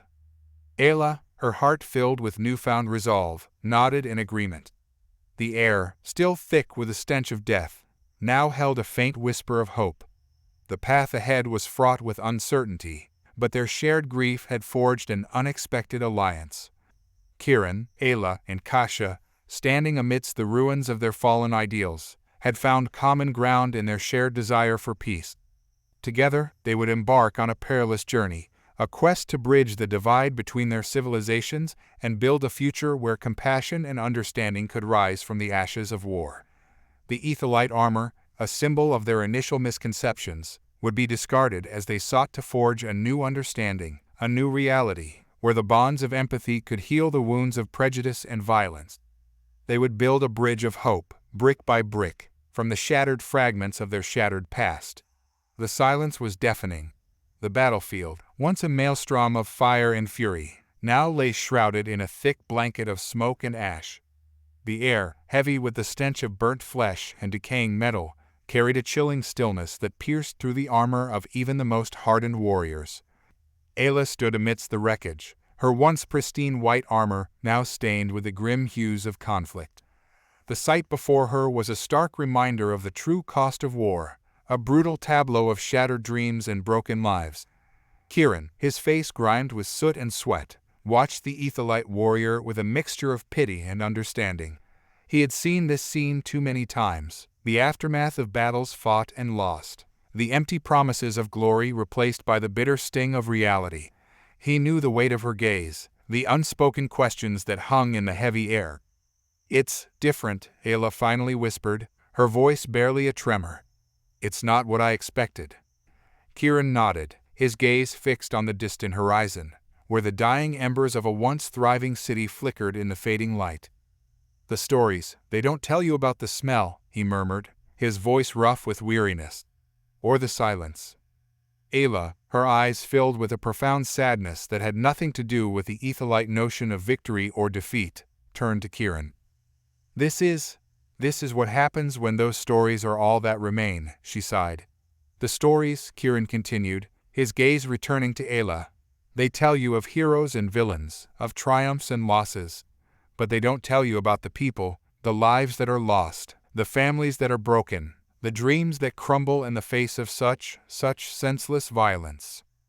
Aella shivered, a sudden cold running through her. The stories she had been taught, the tales of humanity's inherent savagery, the justification for the Aethelite conquest, now tasted like ashes on her tongue. She knelt beside the mangled remains of a human soldier, a young man whose face was frozen in a silent scream. A single, worn photograph clutched in his hand revealed a family, a mother and a child, with smiles that seemed to mock the cruelty of his fate. Tears welled up in Aella's eyes, tears she had never allowed herself to shed before. This wasn't the humanity she had been led to believe. This was a species capable of unimaginable violence, but also capable of deep love, fierce loyalty, and unimaginable sacrifice. The weight of her own actions, the role she had played in this tragedy, pressed down on her like a physical burden. Are you all right?" Kieran asked, his voice softer now, tinged with a genuine concern that Aella had never experienced from her own people. She looked up at him, her expression a mix of confusion and newfound understanding. "I don't know," she whispered, her voice trembling. "I don't know what I am anymore." Kieran understood the turmoil in her eyes. He had felt it himself, the crushing weight of a world turned upside down, the realization that everything he thought he knew had been a lie. He extended a hand, a gesture of empathy, a silent acknowledgement of their shared grief. Aella, her eyes still filled with tears, took his hand.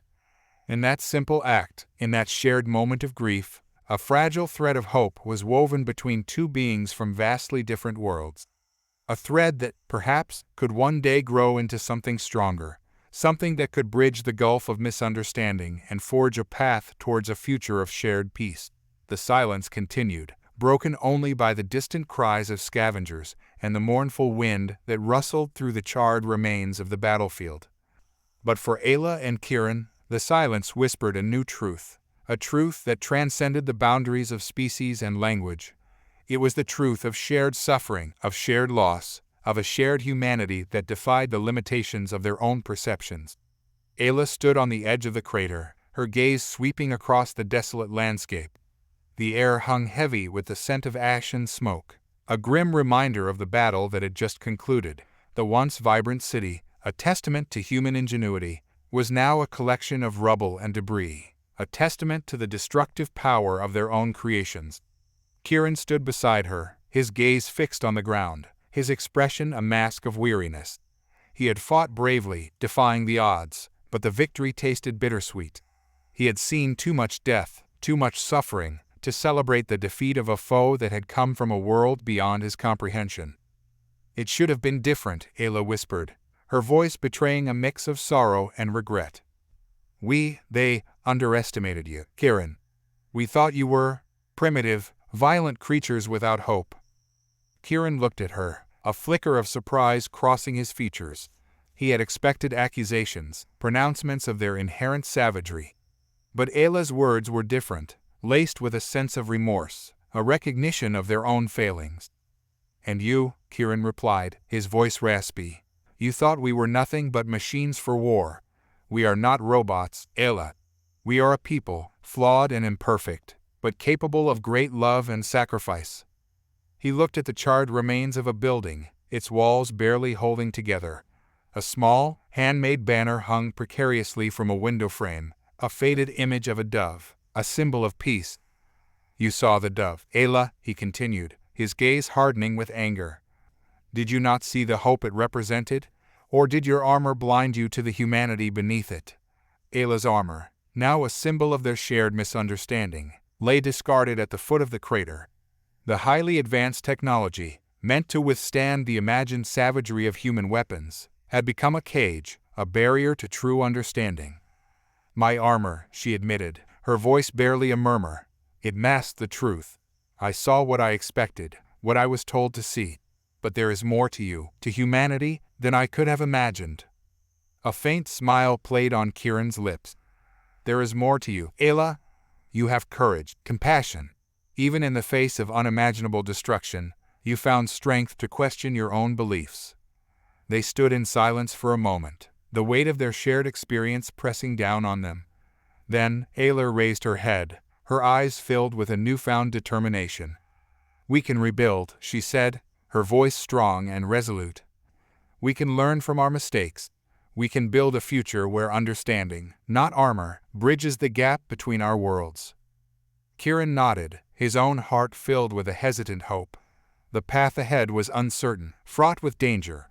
But as he looked at Aella, at the fragile, yet determined hope that shone in her eyes, he knew that building a new future, one based on mutual respect and understanding, was a fight worth fighting.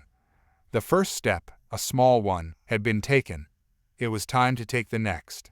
The air hung heavy with the stench of decay and the acrid bite of smoke. The once vibrant city, now a skeletal tapestry of shattered buildings and smoldering rubble, stood as a stark testament to the cost of their clash. Aella, her armor dulled with grime and her face etched with fatigue, scanned the desolate landscape. She had fought alongside Kieran and his men, their courage and resilience defying the Aethelite advantage. But the victory tasted bittersweet, tinged with a bitter aftertaste of countless lives lost on both sides. Kieran, his battle-worn face grim, found her standing at the edge of the ravaged city square.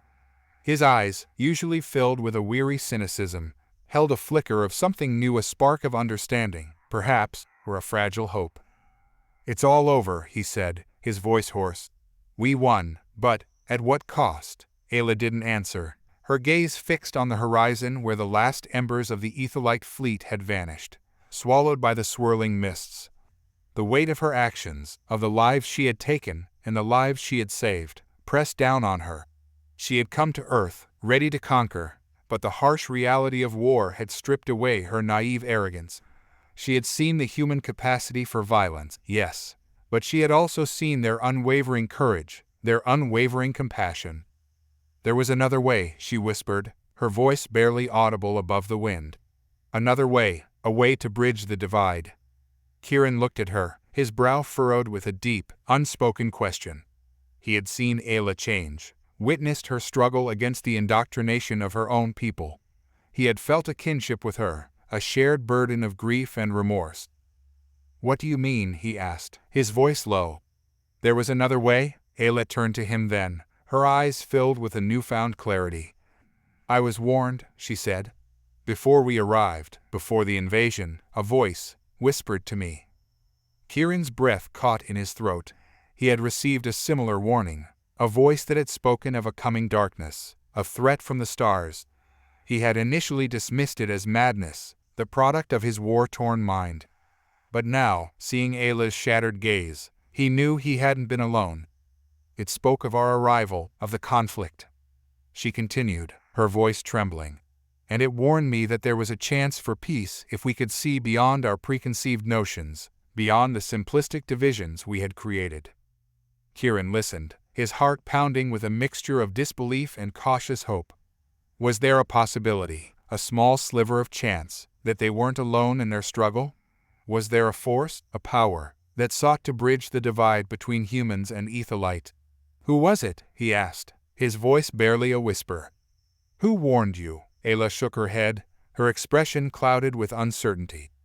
"I don't know," she admitted. "It was a voice, a whisper, a feeling. I can't explain it, but it felt truthful." She paused, her gaze lingering on the shattered city before them. "That voice, it told me that we were all just pawns in a game we didn't understand. It told me that the true threat wasn't each other." Kieran felt a chill run down his spine. The chilling realization dawned on him, a truth that had been hiding in the shadows, just beneath the surface of their conflict. They had been fighting the wrong enemy, consumed by the false narrative of their own creation. The true threat, the true enemy, was something far larger, something far more insidious.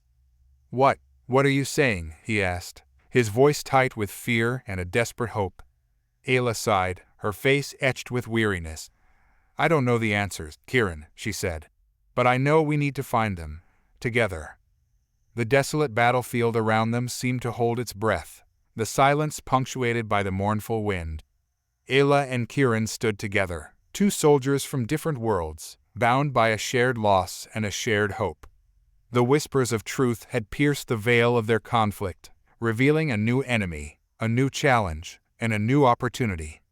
The war might be over, but the fight for understanding, for peace, for a future where humans and Aethelite could coexist, had just begun. The air hung heavy with a scent of burning metal and decaying flesh. Kieran, his weathered face a mask of fatigue, stared at the smoldering remains of a once bustling city. The Aethelite invasion had been a storm of fire and steel, tearing through human defenses with brutal efficiency. He had witnessed the fall of countless comrades, their lives extinguished in a blink of the invaders' advanced weaponry. He felt a hollow ache in his chest, a dull throb that mirrored the broken city around him. But amidst the ashes, a flicker of hope. Aella, the young Aethelite warrior, stood beside him, her gaze fixed on the horizon. She had arrived with the invaders, their advanced technology a symbol of their supposed superiority. Yet, she had seen the human spirit, the resilience that bloomed even amidst the devastation. She had glimpsed it in the way a mother shielded her child from the falling debris, in the desperate cries of rescue workers, in the shared moments of grief that bound the survivors together. "They are fighting," she said, her voice softer than the howling wind. "Despite the odds, they are fighting back." Kieran's gaze met hers. He saw a flicker of doubt in her eyes, a reflection of the internal battle she waged against the brutal dogma of her own civilization. He knew, too, that she had seen the brutality of war, the indiscriminate carnage that painted the battlefield red. He had seen it as well, felt the weight of every fallen comrade, every shattered dream. "They are," he agreed, his voice hoarse. "But how long can they fight? How long can they resist a force like yours?" Aella remained silent, her gaze fixed on a group of humans gathering around a makeshift campfire, their faces etched with grief, but their spirits unbroken. She had witnessed the human capacity for destruction, but now she felt the weight of their resilience, their will to survive despite the overwhelming odds. "Perhaps," she murmured, her voice barely above a whisper, "perhaps we underestimated them." The weight of her words hung in the air, a heavy silence that seemed to echo the desolation of the battlefield around them. The Aethelite armor, once a symbol of absolute power, now seemed to carry the weight of their mistakes, a reminder of the human spirit they had so easily dismissed. Kieran, sensing a change in her demeanor, felt a surge of hope. He could not comprehend why a warrior like her would question her own civilization's methods, but he felt a glimmer of something different, a spark of understanding that transcended the boundaries of their two worlds. He knew, with a certainty that defied the bleakness of the battlefield, that this was the beginning of something new. The Aethelite invasion had brought destruction, but it had also brought a strange and unexpected awakening. Aella, the young warrior, had glimpsed humanity's true nature, a fragile mix of strength and vulnerability that defied the cold calculations of her civilization. And Kieran, the hardened soldier, felt a spark of hope in the midst of chaos, a belief that perhaps, just perhaps, even in the darkest of times, there was a path towards understanding, a bridge built on compassion that could span the vast gulf between their two worlds. Aella felt a tremor course through her, not from the tremoring earth beneath her boots, but from the deep, unsettling unease churning within her. The battlefield, a brutal tableau of destruction, stretched before her, a stark reminder of human barbarity. Yet, amidst the desolation, she saw a flicker of hope, a spark of defiance. A group of human soldiers, their faces etched with grief and exhaustion, stood over the lifeless body of a fallen comrade. Their postures were tense, their eyes filled with a mixture of sorrow and determination. Aella expected anger, a thirst for revenge, a barbaric cry for retribution. Instead, she witnessed a quiet, somber reverence. They spoke in hushed tones, their words lost to the wind, yet their meaning resonated with a profound clarity. They were mourning, not celebrating. Aella, accustomed to the brisk efficiency of Aethelite war rituals, found herself deeply moved by the raw, unfiltered emotion. The humans, despite their barbarity, displayed an unexpected tenderness, a sense of shared humanity. This was not the mindless savagery Brion had described. It was something more complex, more nuanced. She turned to Cassia, her face etched with confusion. They are grieving. Why? Isn't this what they do? Isn't this how they fight? Cassia, her eyes fixed on the scene unfolding before them, remained silent. She had designed the armor that would soon bring an end to this conflict. An armor that would render human defenses obsolete, that would solidify the Aethelite victory. But the sight before her, the simple act of human mourning, had shaken her own unshakable faith in their mission. The humans, despite their flaws, were capable of something more than just violence. "It's unexpected," she finally spoke, her voice laced with a profound unease. "This compassion, it goes against everything we were taught." "It's a weakness," Brion interjected, his voice cold and dismissive. "They are easily manipulated by sentimentality, by emotions that cloud their judgment. They are predictable, easily controlled." Aella, however, felt a surge of defiance. She had seen the raw, untamed spirit of humanity, the resilience that defied their assumptions. She had witnessed their capacity for both destruction and compassion. These were not the mindless barbarians the Aethelite propaganda had depicted. These were individuals, capable of love, loss, and the unyielding will to protect their own. "No," she countered, her voice surprisingly firm. "These are not weaknesses. This is humanity. They fight for something more than conquest. They fight for each other." Brion scoffed, his gaze sweeping across the desolate battlefield. "Sentimentality will not save them. It will not prevent their destruction." Aella, however, felt a stirring deep within her, a burgeoning sense of purpose. Her initial mission, to conquer a species she believed to be inherently savage, seemed increasingly blurred. The humans were not monsters. They were not simply pawns in a grand strategic game. They were individuals, each with their own story, each with a capacity for both darkness and light. The image of the grieving soldiers remained imprinted on her mind, a haunting reminder of the complexities of humanity, a challenge to the Aethelite dogma she had embraced for so long. She knew, deep down, that the war that was about to unfold would change them all, would force them to confront their own biases and prejudices. She had come to conquer, but she found herself questioning everything she thought she knew. And in that moment, she knew that her journey had just begun. The silence pressed down on Kieran, heavy and oppressive. The once vibrant city, now a graveyard of twisted steel and shattered glass, lay before him. The air, thick with the stench of smoke and decay, stung his lungs. He had been here before, a young soldier, barely a man, his youthful innocence ripped away by the savagery of war. Yet, even amidst the ruins, there were glimmers of resilience, fragile but persistent, pushing through the cracks of despair. Aella, her face etched with fatigue and a hint of guilt, stood beside him. The Aethelite armor, once a symbol of their technological might, now lay discarded, a discarded skin shed from a creature in the process of transformation. The sight of it evoked a complex knot of emotions in Kieran: anger, grief, and a flicker of something akin to hope. "It's difficult to comprehend," Aella said, her voice low and somber. "The destruction, the loss, these humans, their capacity for both brutality and compassion, it confounds my understanding." Kieran, his gaze fixed on the desolate landscape, spoke in a voice rough with emotion. "We are a species of contradictions. We fight and kill, yet we rise from the ashes, rebuild, and love again. We are capable of great evil, but also of remarkable acts of kindness." He felt Aella's gaze upon him, a mixture of curiosity and sorrow. "You are a strange creature, Kieran," she admitted, her voice tinged with a newfound respect. "It is you who have shown me the true nature of your kind, not the horrors I witnessed on the battlefield." The weight of the world seemed to settle on Kieran's shoulders. "It's too late for apologies, isn't it?" he asked, his voice strained.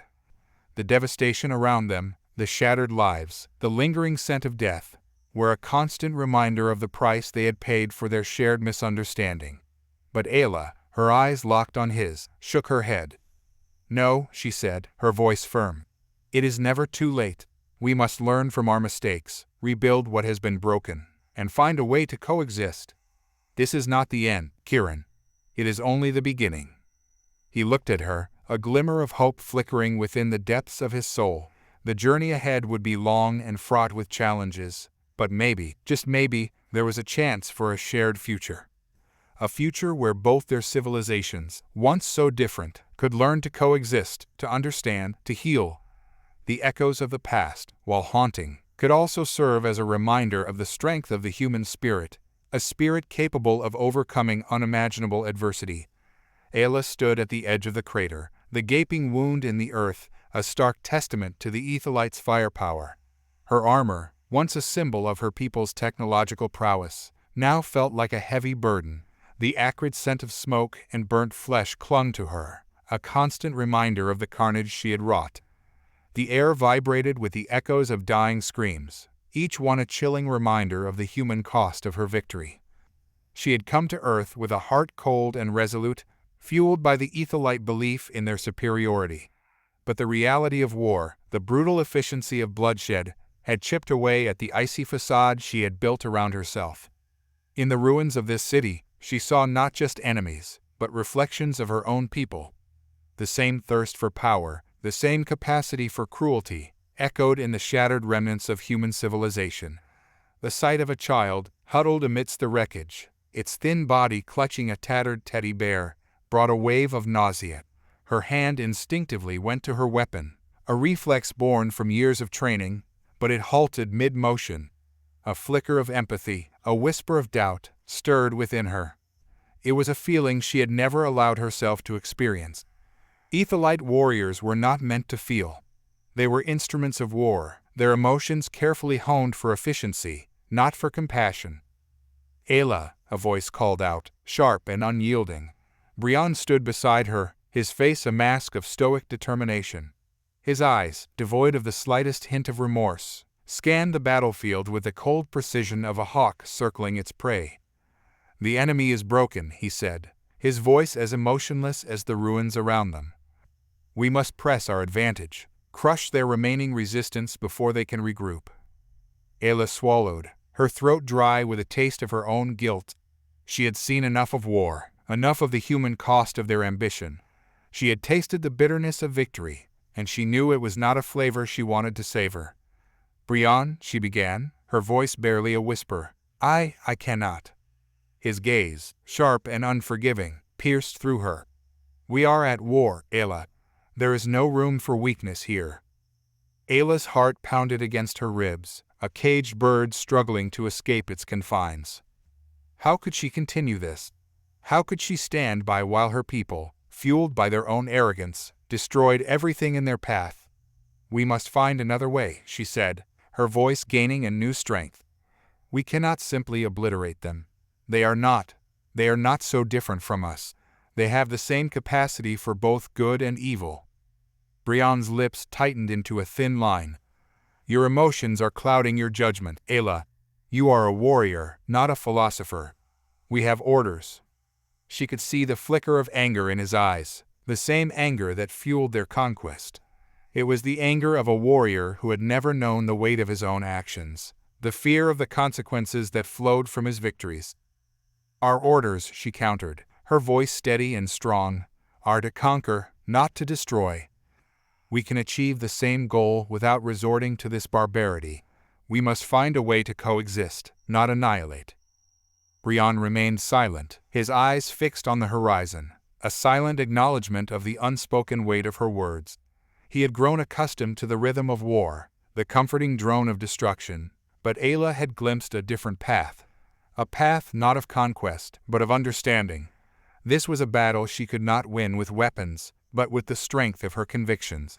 It was a fight for a future where Aethelite and human could stand side by side, not as conquerors and conquered, but as survivors, and she was ready to fight. The silence was a tangible presence, thick and suffocating. The once proud city, a bustling hive of activity, now lay in ruins, a charred and broken testament to the brutality of war. Aella, her armor stained with the blood of both her own people and the humans, stood amidst the wreckage, a cold emptiness settling in her chest. The echoes of battle still reverberated in her ears, the guttural roar of engines, the shattering clang of metal, the screams of dying men and women. She had finally understood the true cost of her actions. The armor that had once symbolized Aethelite strength now felt like a heavy burden, a symbol of their misguided arrogance. It was a misconception, a prejudice that had blinded them to the complexities of humanity, and the price had been paid in blood, in the countless lives lost on both sides of the conflict. Kieran, his face weathered and drawn, walked towards her, a single, battered rifle slung over his shoulder. He had seen the horrors of war many times, but this conflict had been different. The sheer scale of the destruction, the senseless loss of life, had chipped away at his resilience. This war had been fueled by misunderstanding, by a fundamental difference in perspective that had been twisted into hatred and fear. "It's over," Kieran said, his voice rasping with exhaustion, his eyes reflecting the desolation around them. "For now." The words tasted like ash in his mouth. Aella offered no reply, her gaze fixed on the charred remains of a building, its skeletal structure a stark reminder of the city's fallen glory. The weight of her actions pressed down on her, a crushing weight that threatened to drown her in guilt and despair. "We can't let this be the end," she muttered, her voice barely audible. "We have to find a way to rebuild, to make things right." Kieran's eyes, usually hard and wary, softened slightly. He saw the raw grief in her gaze, the desperate flicker of hope that refused to be extinguished. He knew rebuilding would be a long, arduous task, but he also knew it was the only way forward. "We have to start somewhere," he agreed, his voice firm, his determination unwavering. "But we can't let ourselves forget what happened. We can't let this happen again." Aella nodded, a silent promise passing between them. The sun, a fragile beacon of hope, pierced through the smoke-filled sky, casting a pale light on the ruined city. The road ahead was long and uncertain, but Aella, fueled by a newfound resolve, would walk it, step by step, with Kieran by her side. for they had both witnessed the horrors of war, and they both yearned for a future where such horrors would never be repeated. The journey would be long and arduous, but they were both determined to make it. The roar of the Aethelite warships echoed across the ravaged landscape, a symphony of destruction that resonated with a chilling finality. Aella, her once pristine armor now stained with the grime of war and the blood of both Aethelite and human, stood on the precipice of a crumbling building, her gaze fixed on the chaos below. The battle had been a brutal spectacle, a whirlwind of lasers and explosions, of desperate human resistance and relentless Aethelite might. It had been a conflict she'd never anticipated, a bloody dance that had stripped away her carefully cultivated illusions of human savagery. She had witnessed acts of kindness in the face of overwhelming destruction, acts of selflessness that defied the Aethelite assumptions. She had seen humans shielding their wounded, sharing their meager supplies, and even mourning the fallen, both their own and the enemy's. It was a reality that contradicted the carefully constructed narrative of a primitive, violent species. Now, as the dust settled and the echoes of the battle faded, she was left with a profound sense of unease. The victory, though decisive, felt hollow, a Pyrrhic triumph stained with the blood of innocent lives. She had fought with conviction, believing in the righteousness of the Aethelite cause, but the price of victory, the cost of her knowledge, was a heavy burden to bear. Beside her, Brion stood, his expression unreadable behind the mask of his helmet. The battle had been a resounding success, a testament to his strategic brilliance and the overwhelming power of Aethelite technology. Yet, a flicker of doubt danced in his eyes, a subtle tremor beneath the veneer of his unwavering confidence. The human resistance had been stronger than anticipated, their resilience far exceeding the Aethelite assumptions. They had fought with a ferocity that was both terrifying and strangely admirable. The rumors of their weakness were exaggerated, Brion conceded, his voice laced with a hint of grudging respect. Their spirit, their tenacity, it's unexpected. Aella, her thoughts racing, couldn't help but agree. The humans they had encountered were not the mindless savages they had been led to believe. They were a complex species, capable of both incredible cruelty and unexpected compassion. It was a reality that forced her to confront the limitations of her own preconceived notions, to question the very foundation of the Aethelite mission. "We should have been more cautious," she said softly, her words a whisper against the backdrop of the wounded city. "We should have tried to understand them before we attacked." Brion's gaze hardened. "Understand them?" he scoffed, his voice cold and sharp. "There is nothing to understand. They are a race of barbarians, a threat to the Aethelite dominion. We are here to conquer them, to bring them under our control. There is no room for empathy, only for efficiency." Aella's heart sank. She knew his words were a defense mechanism, a desperate attempt to cling to the Aethelite doctrine in the face of conflicting evidence. But his words only reinforced her growing unease, his unwavering adherence to the Aethelite dogma further fueling her own internal conflict. "We cannot simply erase them," she pleaded, her voice gaining a newfound strength. "There is more to them than we thought." Brion turned away, his gaze fixed on the rising smoke that billowed across the ruins of the city. "This is not the time for philosophical debates," he said coldly. "Our duty is to secure our victory, to ensure the stability of the Aethelite Empire. There is no place for sentiment in this." Aella clenched her fists, her frustration boiling over. She had seen the human spirit at its best and its worst, a tapestry of both darkness and light. She knew that the Aethelite conquest would not bring peace, only a new form of oppression. She was determined to find a better way, a path towards understanding and cooperation. "We cannot build a lasting peace through destruction," she insisted, her voice firm. "We must find a way to bridge the gap, to understand their humanity." Brion's silence was a deafening response, a sign of his unwavering determination to maintain the Aethelite doctrine. Aella knew that she had a long and difficult journey ahead, a path filled with resistance and prejudice, but she refused to be silenced. She would continue to fight for a future where humanity and the Aethelite Empire could exist side by side, not as conqueror and conquered, but as equals. As the sun dipped below the horizon, casting long shadows across the battlefield. Aella looked out at the decimated city, the ruins a stark reminder of the human cost of her own actions. She knew that the price of her knowledge was a heavy one, but she also knew that she had to continue. For the sake of both species, for the hope of a brighter future, she would not stop fighting for a world where understanding and compassion could prevail. The wind howled through the skeletal remains of the city, a mournful symphony of destruction. Kieran stood amidst the rubble, his face grim, the weight of countless lost lives clinging to him like a shroud. The battle had been a maelstrom of violence, a tempest of fire and steel that had left a trail of devastation in its wake. The Aethelite armor, once a symbol of terrifying power, now lay scattered amongst the debris, cracked and broken, a testament to the unexpected resilience of human spirit. He had seen the armor up close, during the final, desperate push.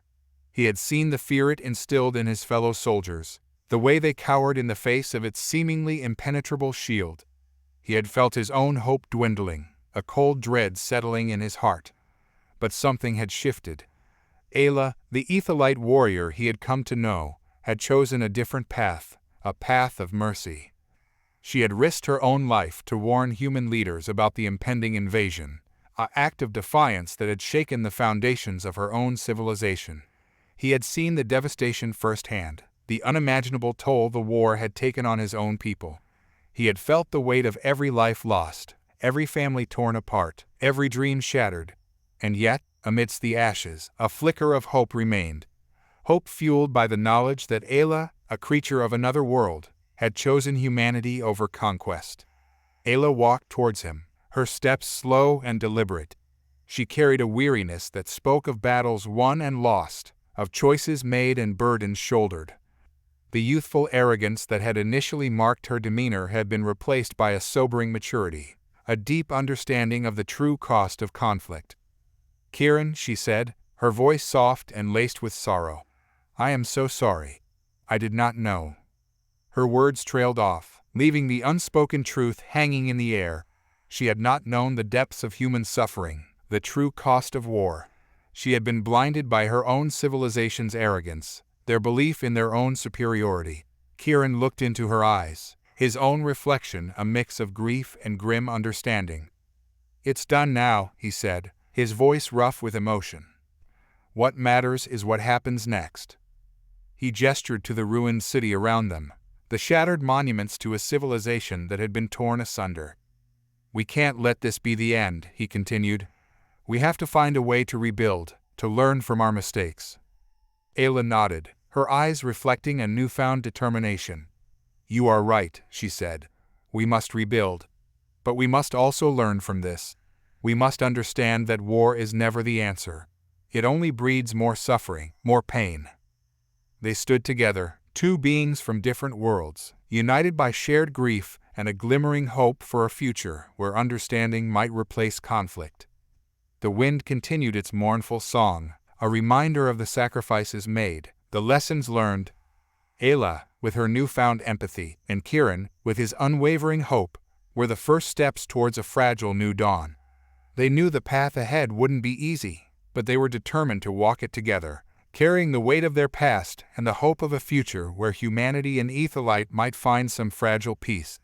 The once majestic Aethelite city of Aethel, now scarred by the echoes of the Earth conflict, stood as a somber monument to ambition.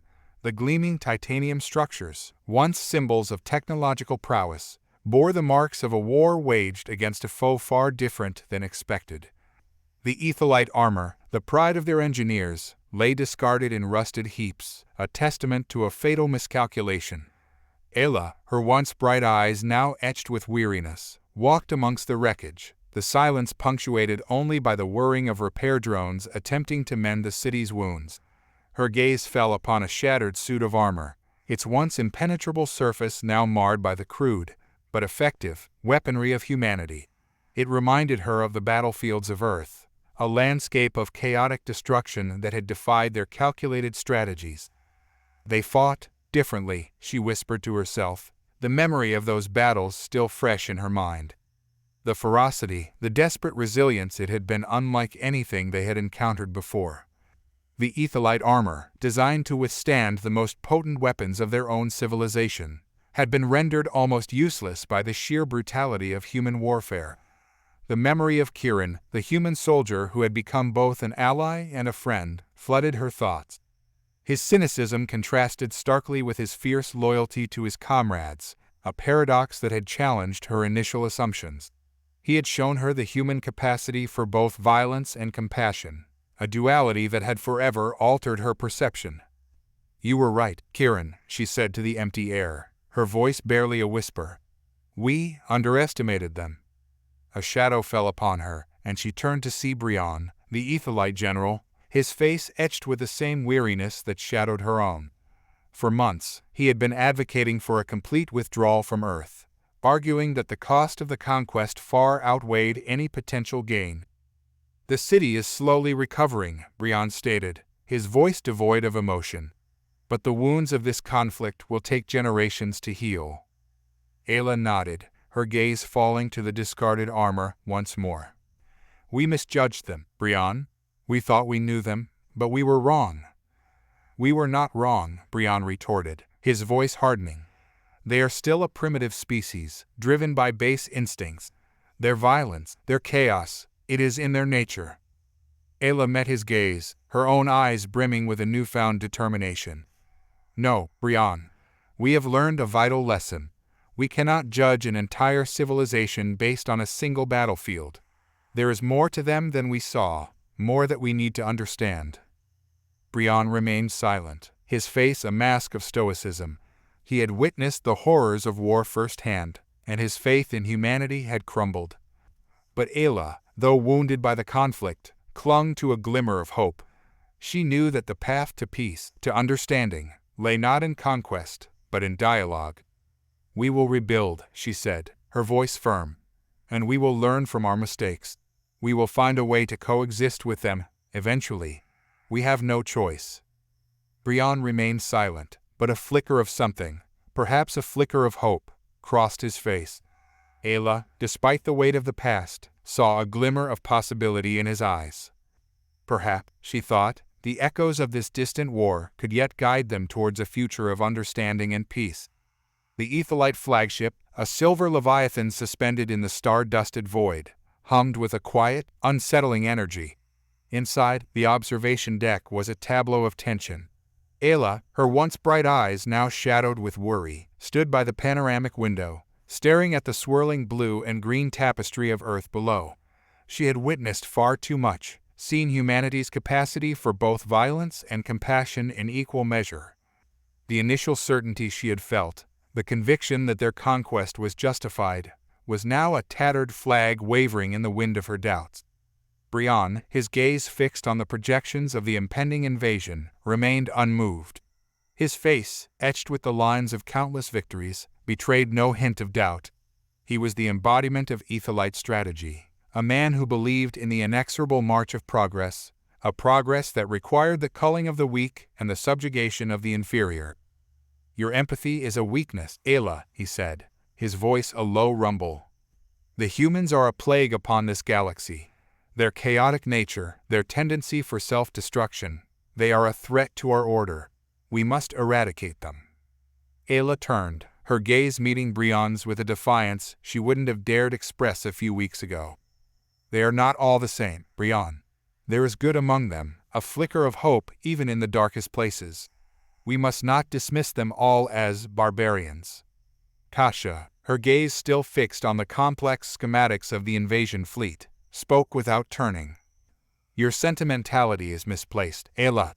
The human race is a disease, and we are the cure. We are bringing them order, bringing them under the umbrella of the Aethelite Empire. The alternative is chaos, extinction." "Order?" Aella scoffed. "Is that what you call it? You call the destruction of a civilization, the annihilation of millions, order?"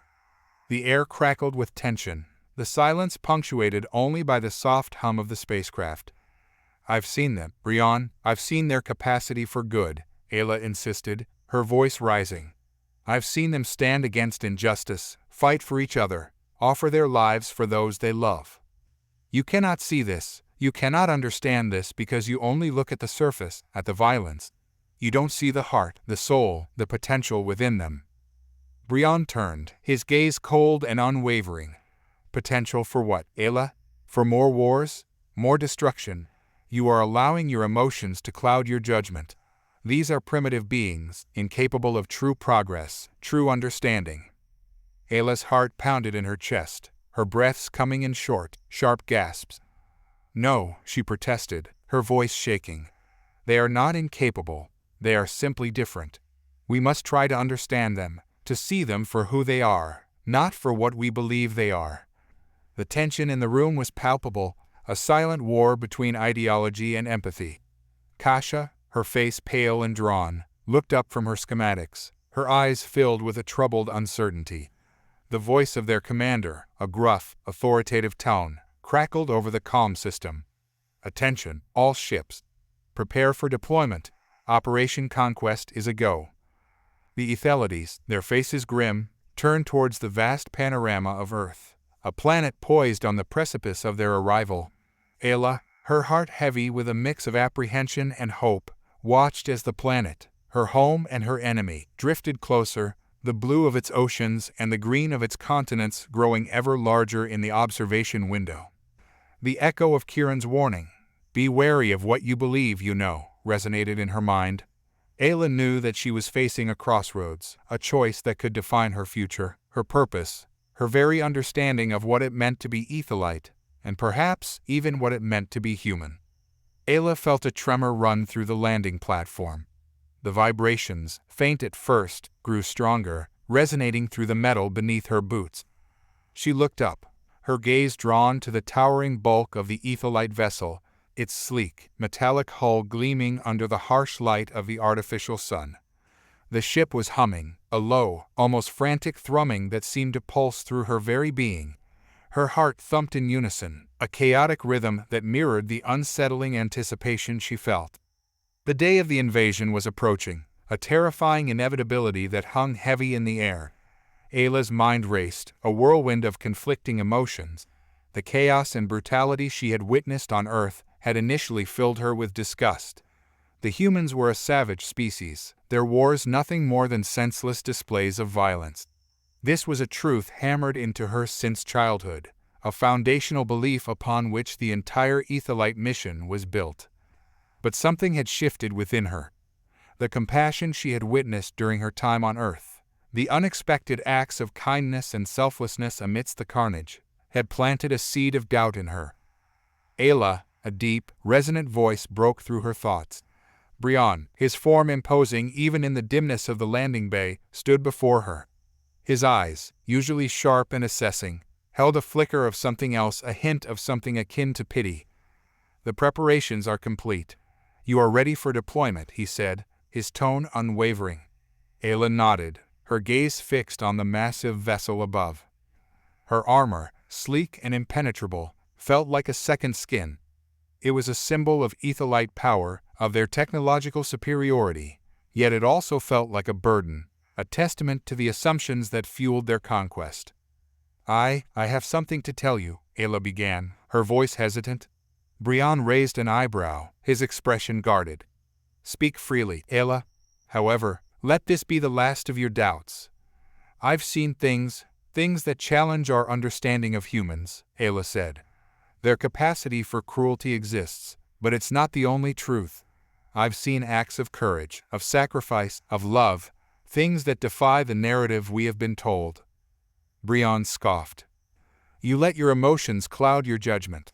Those are but fleeting moments of humanity, overshadowed by their relentless barbarism. They are a plague upon this world, and we have been chosen to eradicate it." Aella's hand instinctively went to the pendant around her neck, a small, intricately carved symbol of the Aethelite code. It felt cold and heavy against her skin, a reminder of the expectations placed upon her. "We need to consider the possibility that our assumptions are incomplete," she argued, her voice gathering strength.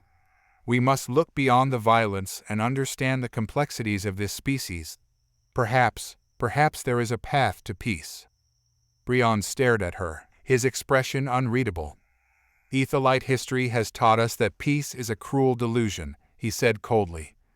We will not be swayed by your sentimentalism." He turned to leave, his movements deliberate and forceful. "Prepare yourself, Aella. The invasion begins at dawn." Aella watched him go, her heart heavy with a growing sense of dread.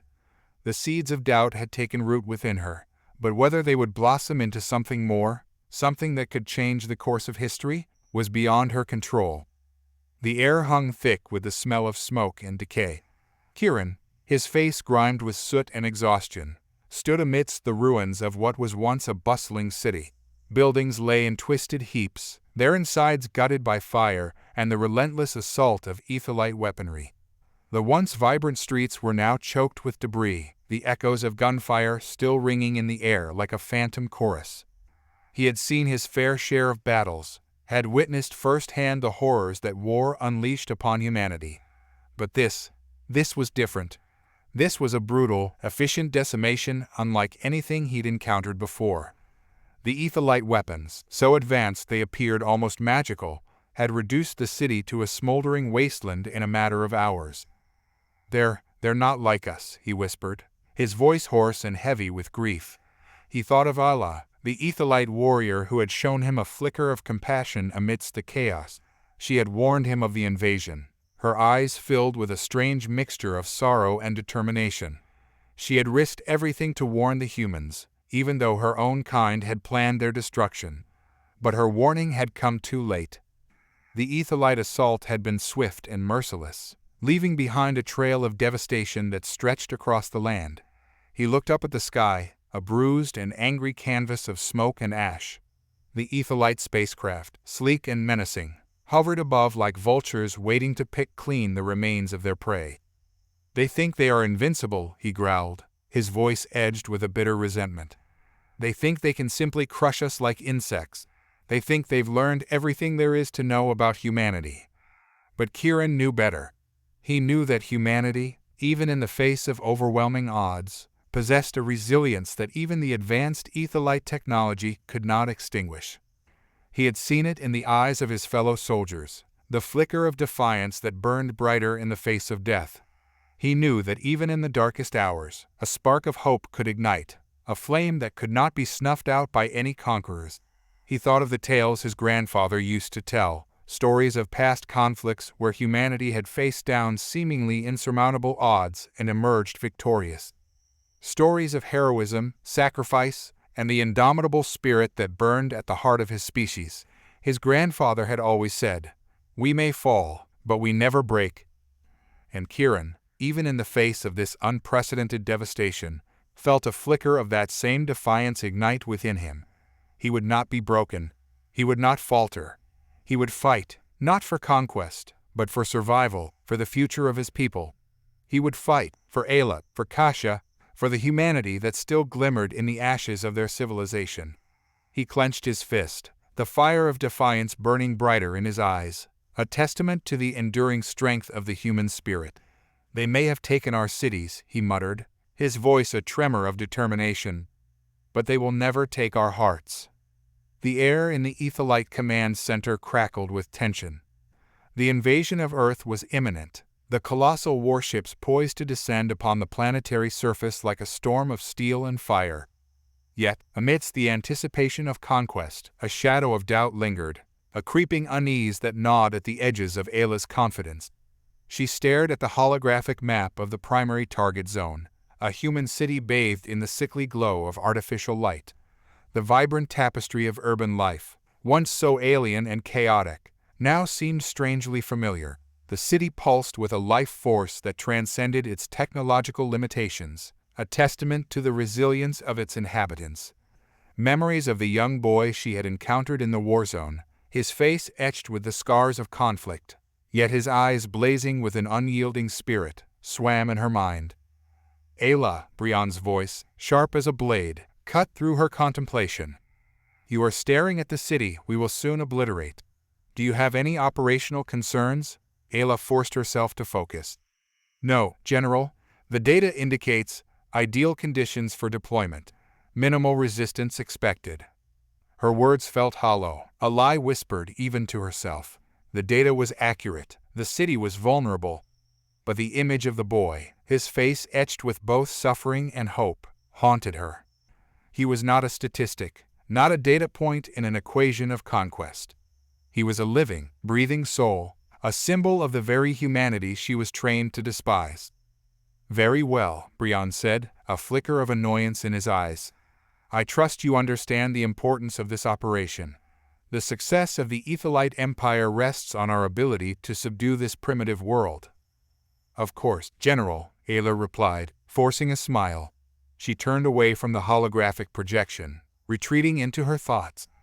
She was a warrior, a soldier sworn to serve the Aethelite Empire. But the shadows of doubt were growing, casting a long, dark pall upon her convictions. The boy's face, his story, echoed in her mind. He was a testament to the resilience, the indomitable spirit of humanity. "What if we're wrong?" she whispered, the words a mere breath in the silent command center, a question that echoed in the depths of her soul. "What if we've misjudged them?" The question hung in the air, unanswered, a seed of doubt planted in the heart of a warrior. She knew it was dangerous, a betrayal of her training, of her loyalty to the Aethelite Empire. Yet, she couldn't shake the feeling that the truth was far more complex, far more nuanced than the cold, calculated assessments of her superiors. The invasion was imminent.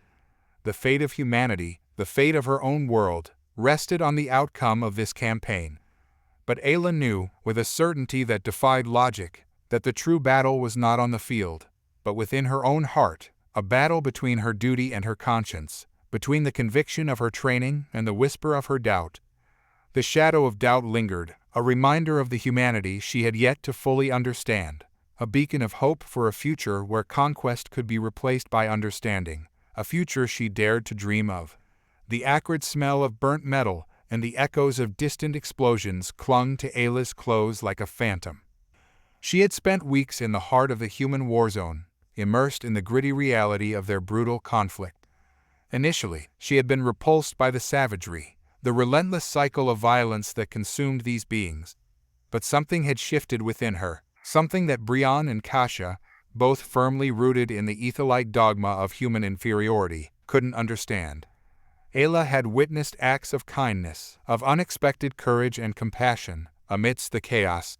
A young soldier risking his life to save a wounded enemy, a mother cradling her children amidst the ruins of their home, a group of survivors sharing their meager rations with a stranger. These acts, small and insignificant in the grand scheme of the ongoing conflict, had pierced the veil of Aella's preconceived notions, revealing a complexity she had never expected. She returned to the Aethelite outpost, her face drawn and her eyes haunted. The armor they had designed was a testament to their belief in human savagery, a cold, metallic monument to their own prejudice. But Aella saw something more, something beyond the barbarity, something that whispered of a potential for change, a chance for understanding. "They are not monsters," Aella finally spoke, her voice barely a whisper. The words felt heavy, like a confession.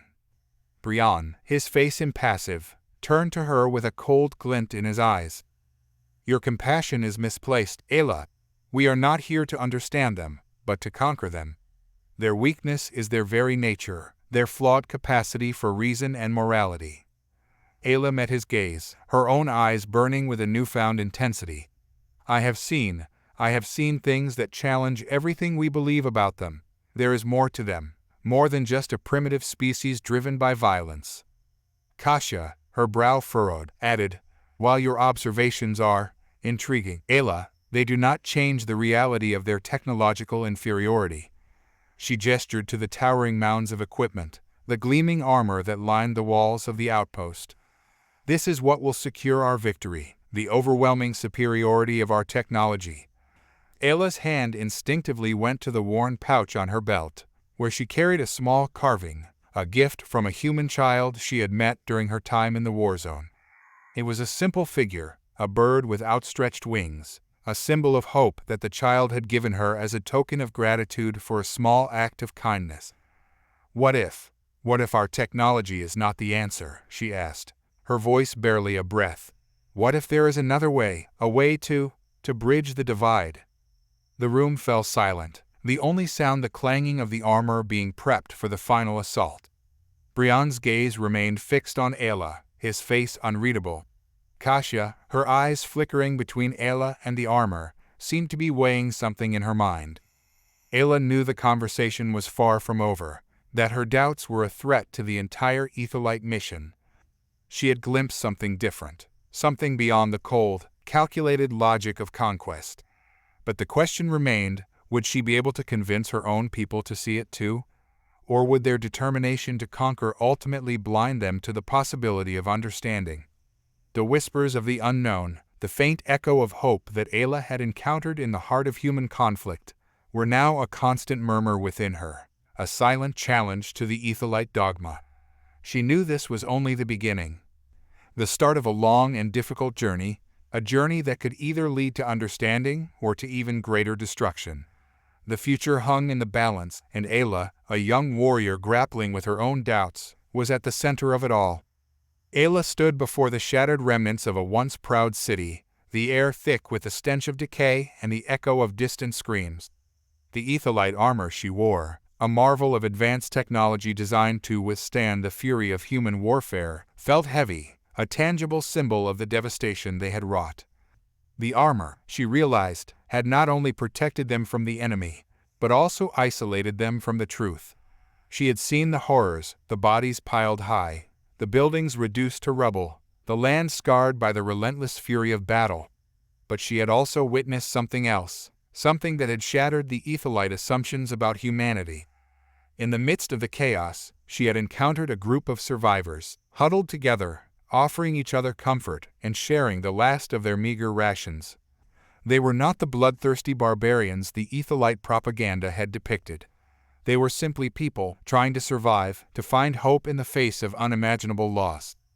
Aella had shared their meager rations, a simple act of kindness that had unlocked a wellspring of empathy within her. She had listened to their stories, to their fears, to their hopes for a future that seemed so distant, and she had begun to question everything she had been taught about the Aethelite mission. Brion, however, remained unmoved. He viewed Aella's empathy as a weakness, a betrayal of their duty to conquer. "They are a virus, Aella," he said, his voice cold and emotionless. "They spread chaos and destroy everything they touch. Our only choice is to eradicate them before they infect the galaxy."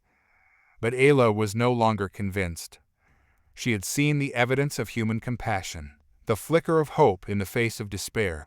She had also witnessed the devastating consequences of the Aethelite conquest, the destruction of entire cities and the senseless loss of countless lives.